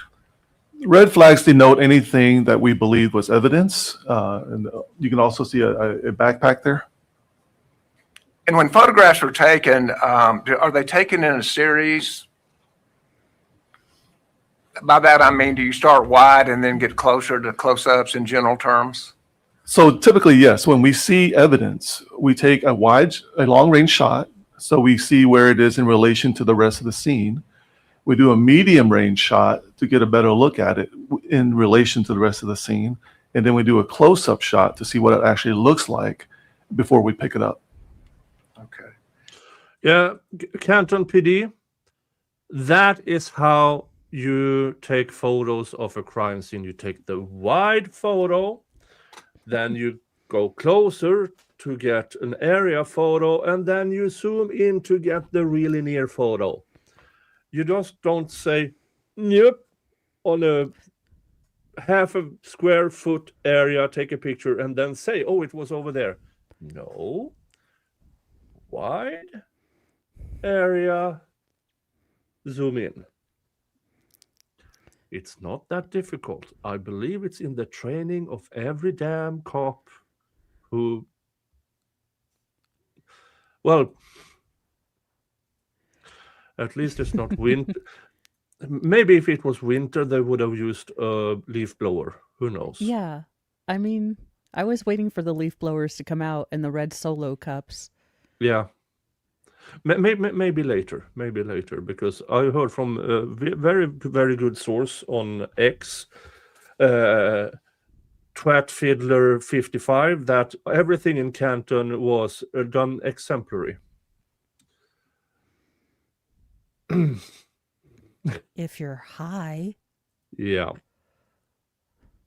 So with Exhibit 88, could you tell us where the photographer is standing and what direction they're looking? The wall, if you're looking at the wall, that's the west side of the school building. So she's standing looking at the west side of the school building. And that whole west walkway or that whole area there is fairly unobstructed, is that correct? Unobstructed as in? I mean, there's no Obstacles? trees? No, or you're correct. Yes. It's a wide open space Yes. until you get down to the very end? Yes. And do you see any of y'all's red flags there? Yes. Would you point those out? You see one right here. There's one right there, there, and there. Okay, thank you. And State's Exhibit 89. Yes. Would you tell us what we're looking at there? This is a more medium range shot. So now you see a little more detail.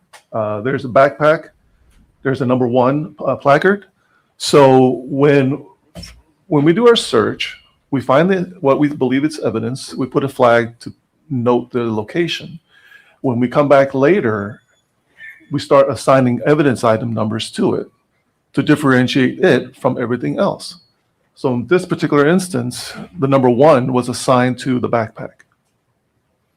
And how do you decide which number gets what piece of evidence? It's sequential. As we go along, as we see, and we start documenting each item, we lay the numbers down in sequence. And to be clear on sequence, we're not talking about when a shot was fired. We're talking about as a sequence when y'all found the casing. It's not when we find the casing, it's when we start picking up the casing or the evidence.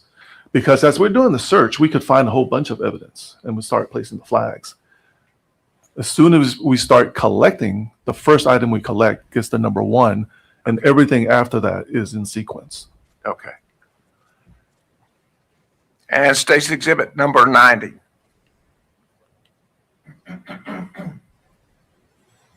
Could you tell us about that exhibit? It's the same shot, except a little bit closer. And what are we looking at as Exhibit 1? It's a backpack. And in general terms, what was the condition of the backpack? It was on the ground open with the pockets open. State's Exhibit 91.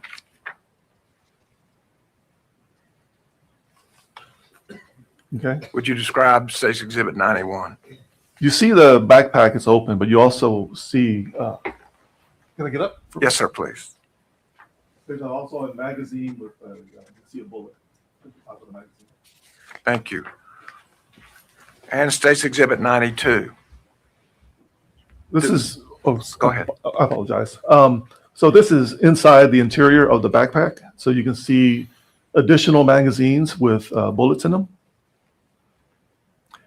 So in general terms, this backpack was full of magazines with bullets in them? That's correct.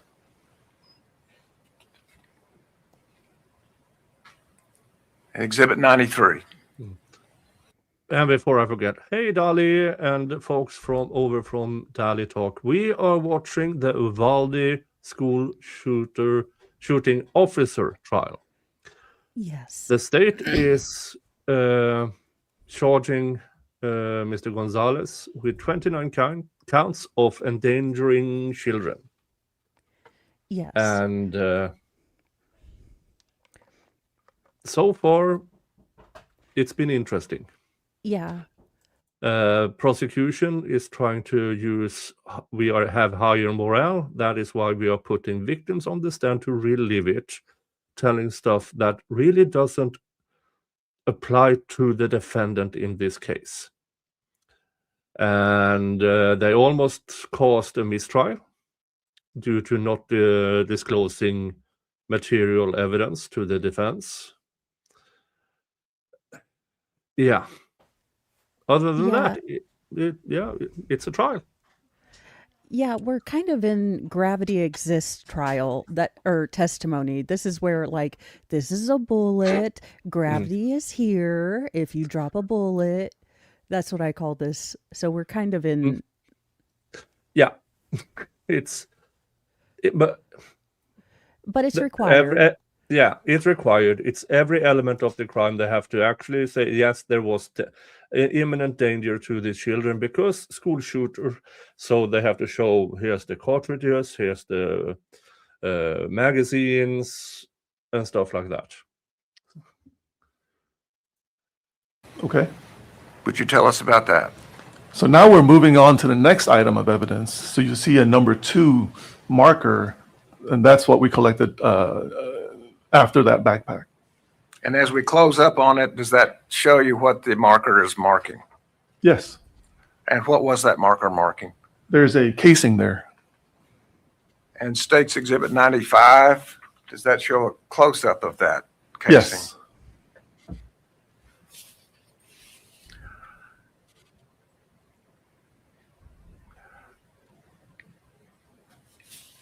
Turning next to Exhibit 96, is that once again one of these kind of wider views so we can tell where the casings are located? Yes. And would you tell us what exhibit numbers are depicted in State's Exhibit 96? In this particular photo, mind you, this is again the west wall. And you see 3, 4, and 5. Okay. And just to make sure, I think you've made it clear, but the fact that casing may be labeled 3, another one 4, you're not trying to tell us what order those casings were fired in, are you? That's correct. That's not the order, it's the order in which we pick it up. In other words, 3 could be deposited first or before 5, or 5 could be deposited before 3. We don't know when the items were deposited. Okay. And the last question I'll have generally about casings being deposited, that is at a specific point in time, is that correct? The casing could have been deposited there. Yes. So that where the gun was 5 seconds before or 5 seconds after, you can't tell from looking at the placement of a casing. No. That is, a gunman could move from left to right, right to left, or up to down, down to up. Is that correct? Yeah, we can't make any inference like that. At some point, we have to also listen to eyewitnesses or witnesses to the account. Is that correct? Sure, you take everything into account. Thank you. And so Exhibit 97. This is a closer view of that, of those 3 items that we saw in the last picture. And this is consistent with how you photograph each of these exhibits, correct? Yes. Show generally where it's located and then close in. Yes. Thank you. State's Exhibit 98. Can you tell us what that is? That's another rifle round. And State's Exhibit 99. An additional rifle round. I And think it's we can labeled as speed exhibit- this up a bit. it's Tent number 4. Is that Yes, correct? evidence item number 4. Playing in State's Exhibit 1.25? 100. That's evidence item number 5, another rifle round. And would you A kind of casing. point out where that casing is?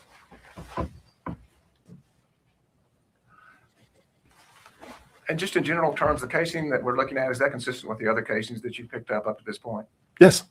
And how are those casings all inconsistent with a handgun round?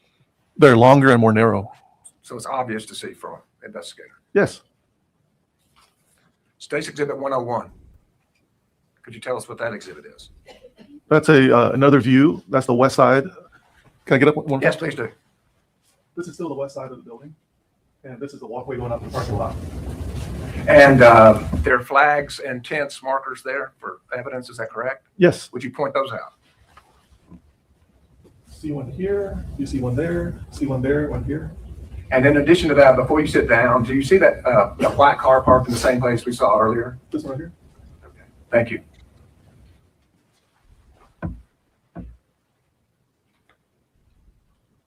Exhibit 102. Would you describe that for us? That's evidence item number 6. There's a flag marking where it's at, and it's about to be picked up because that's when it got its number. And just to be clear, that's on the southwest side of the 4th grade wing. Yes. State's Exhibit 103. This is a close-up shot of it. The casing, you can see a casing. And I think we can close up a little closer, maybe. Could you point out then where that casing is? And let me just interject here. Of all these, so I don't have to keep asking, are all of these casings that you picked up then on the south and the west side, were they all the same type of casing? The casings, yes. Now, there were unfired cartridges, is that correct? There was 2, I believe. And they were not the same as these fired casings, is that correct? That's correct. But all of the fired casings were, in general terms, the same Yes. casings. Thank you. And we just looked at marker number 6, and so I'm going to keep up with that numbering system. Would you tell us what Exhibit 105 is? It's a black glove. Okay. And did you know the significance of that at the time? No, it just stood out because it was in the parking lot by itself like that. So, we don't know what the importance of it is, but it stood out. So we marked it and we collected it. And it's not your job to determine if it belongs to the gunman or a police officer, is that correct? That's correct. State's Exhibit 106 is just a close-up of that. That's correct. And State's Exhibit 107. Could you tell us what we're looking at here, the general area we're looking at? That's the southwest corner of that parking lot that faces the west side of the building. And you see some flags marking where some casings were found. And then you also see the number cards so that we're about to pick up those casings. You may approach it. Just to be, I just want to make sure because it's not quite wide enough for us to know exactly where we're talking about. Mhm. So let me just hold this up. And could you show us, this is once again, is the Robb Elementary fourth grade in the parking lot. Could you show us where those? So this is the parking lot right on the west side of the building. Most of our attention was over here where we collected most of our evidence. And in this, I think the last shot, the evidence was around here. Right here, kind of where there's this elbow in the parking lot. Yeah, you'll be able to see the corner right here. We can see the elbow. Yes, So some casings are behind the elbow and some are in front of the elbow. correct. Excuse me? Did you say something? You objected to leading us to stand it. Oh, I'm sorry. Excuse me, Jeff.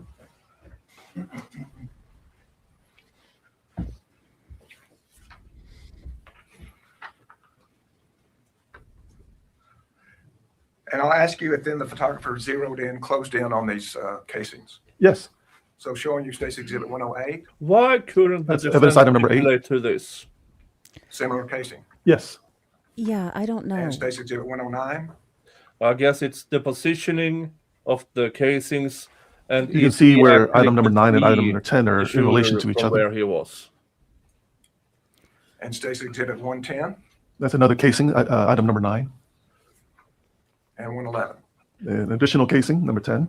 These casings seems to be all over that And parking would you lot. tell us, describe for us what Exhibit 112 is? This is a photograph of the same parking lot and the grass bordering the parking lot and additional rounds that were found, casings that were found there. And those the quad vehicle, is it there? You can see, can I point it? Yes, sir, please point those out. Yeah, so there is Officer Rodriguez's car, and here are the casings.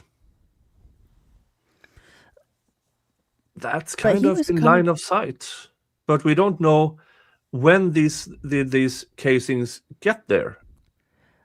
Yeah, not only that, but all of the witnesses who had a clear line of sight to the suspect said that he stopped between cars. If you see someone down here and you're driving fast toward them, you might not pay attention to movement Yeah. out of your peripheral vision. Yeah. Like, this is what the prosecution is after. Because, again, the cars who were originally there might not still be there. That he hid between.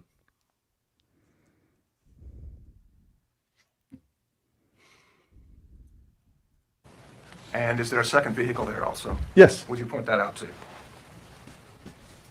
Thank you. So closing in now, State's Exhibit 113, That's a casing, and State's Exhibit 114, another casing. as marker number 12. Yes, casing. State's Exhibit 115, Is it another casing that we found? marker number 13. Yes. And State's Exhibit 116, does that close in on that casing? Yes. Okay, taking you to a new area then, that is not on the west side, is that correct? This is actually on the north side. And that has the next number, Exhibit number 14, is that correct? Our evidence item number 14. Evidence Yes. number 14. Does that indicate that that's when y'all found that one? No, it just meant that that's the next item in line that we were collecting. Okay. And closing in on Exhibit 14, You can see that's an entire bullet. It hasn't been fired yet. and closing in on it, It's a close-up shot. And is the casing, could you describe that and any differences that there may be between that and the other casings that you found? This one's actually black, and it also has the bullet that's still attached at the front. And State's Exhibit 120. This is item number 15. This is in the northwest corner across the street from the school at the funeral home. And closing in on that, Exhibit 121. You can see that's a bullet also. There's a casing with a bullet attached to the front. So And it's a little difficult to see. Would you kind of point that out for us? Both the cartridge and the bullet part. So here's the casing. You can see right here, that's the bullet part. And that was evidence marker 15, is that correct? That's correct. Returning now to the west side, showing you State's Exhibit 122, would you describe what we're looking at here? You can see two more flags showing that there's two more pieces of evidence that need to be collected. And State's Exhibit number 123. That's evidence item number 16, a casing. And 124. That's evidence item number 17, another casing. And Exhibit 125. Additional casings that were found. So we marked them again with flags and also with number cards. And as in relationship to the building, what part of the building are we looking at there? This is the western side of the building. The air conditioning, those 6 units are on the south side. So it's the southwest corner. Yes. And those exhibit numbers that we can see from that photograph, Exhibit 125, are? Item number 19 and item number 18. And State's Exhibit 126? That's a closer up view of it. And 127? You can see the casing. Exhibit number 18? That's correct. And 128? A close-up shot of number 18, another casing. Exhibit bounce back. Exhibit 129. That's item number 19, another casing. Just another close-up shot of it. Thank you. And Exhibit 130. Excuse me, I was on 130. That's a close-up of it. Thank you. Exhibit 131. Additional items that we've found. That's still the west side. And are we looking down toward the south or toward the north at this point? You're looking down towards the south. See where the little metal gate fencing is? That's where those 6 air conditioning units were. And can you read from where you are the evidence marker numbers and generally what we're looking at? I see 20, 21, 22, 23, and 24. Thank you. Exhibit 132. It's just another shot of the same items. And 133. You see items 20, 21, 22, and 23. Now we see the close-up of each item. So this is item number 20. That's Exhibit 134. Excuse me. 135. That's item number 21, another casing. Exhibit number 136. That's our evidence our evidence. Yeah, I'm just going to. Sitting. I see no. Bless you, kind sir. Yes. That's Red Wing. it's actually. And now they're going to show them. Show and tell. Ooh. He's going to smell them. And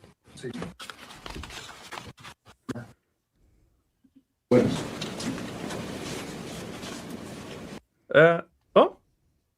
Get out first, ladies and gentlemen, since they have to go eat and get back by 1:45. So if you wouldn't mind remaining in the courtroom.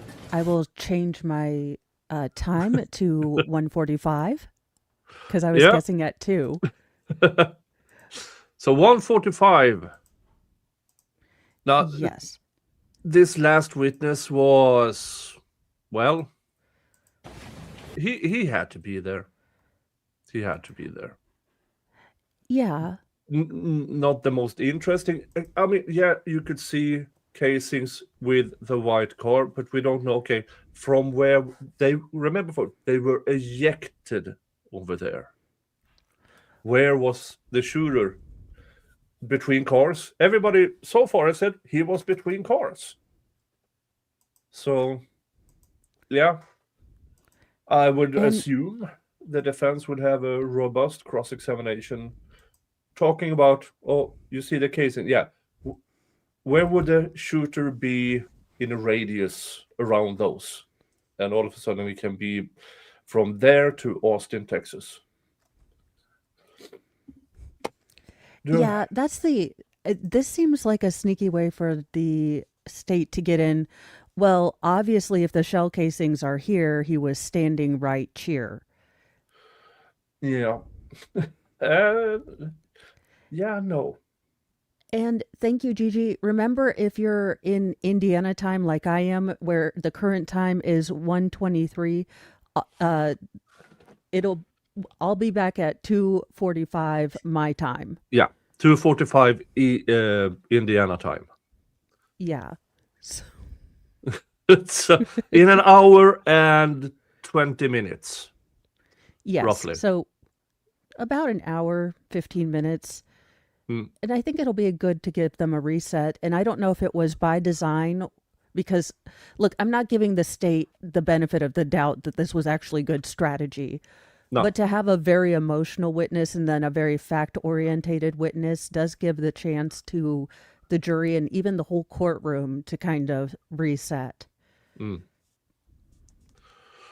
Yeah. And I have no idea how much more. I mean, he showed all the pictures. And now he have bags of casings and bullets and stuff. I have no idea how much further. I hope he won't go into ballistics. I understand the point, but they've already stipulated that the gunman was the gunman, that the gunman was the one that pulled all the triggers. Why are we going through this if it's been stipulated too? The only I mean, reason, I'm ignorant. The only reason is to show that one photo where you can see the evidence flags, and over there was Gonzales' car. I believe that's the sole reason to see. See, he was firing shots over there, right in line. He should have seen him and should have done something. But we don't know when did those casings get there in relation to. Remember, Gonzales drove there, stopped the car, went up to a woman to check either are you the shooter or are you okay? Stop biting me, Mr. Jingles.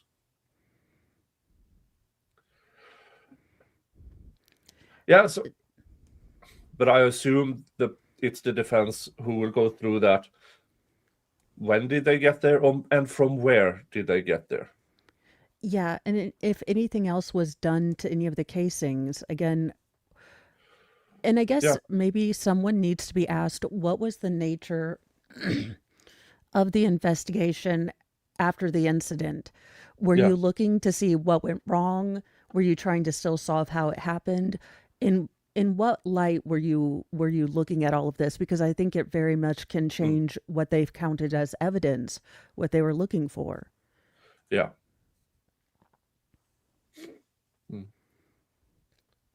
Also, if I hear it was not my effing job one more time, who the fuck's job was it? That's the entire reason we're having this trial, because it was no one was on the job. I don't know, but 400 cops and nobody was there on the job. It's a phrase that really bothers me, especially with this trial. And I forgive it from the teacher because I totally agree with her. Yeah.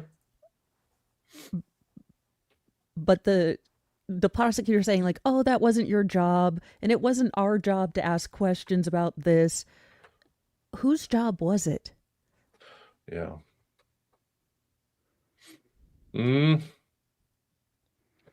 All right. I'm going to. Ow! Stop biting me, Mr. Jingles. That's nice. Why are you looking at me as if I am prey? Probably because I am. All right, folks. I'm going to send you over to Mo's channel for the afternoon session. We are doing a collaboration. I'm doing the morning. She's doing the afternoon. Oh, for fuck's sake. I'm trying to be nice to you, Mr. Jingles, and you're biting me. He said, I chose violence this morning. It's You're welcome. yeah. Okay, I'm going to send you over to Mo, and I will see you guys over there. Grab a snack, hug your Yes. family, pet your pet, pet your woman or man, or yeah, Zimzer. reset. So see you in an hour and 15. All right? Yep. Thank you guys for following this on our channels. Thank All you. right. See you in a bit. Bye-bye. Bye-bye.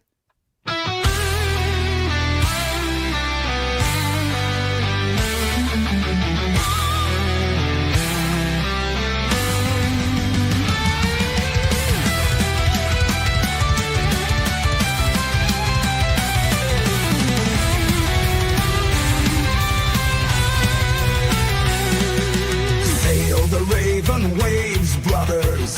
I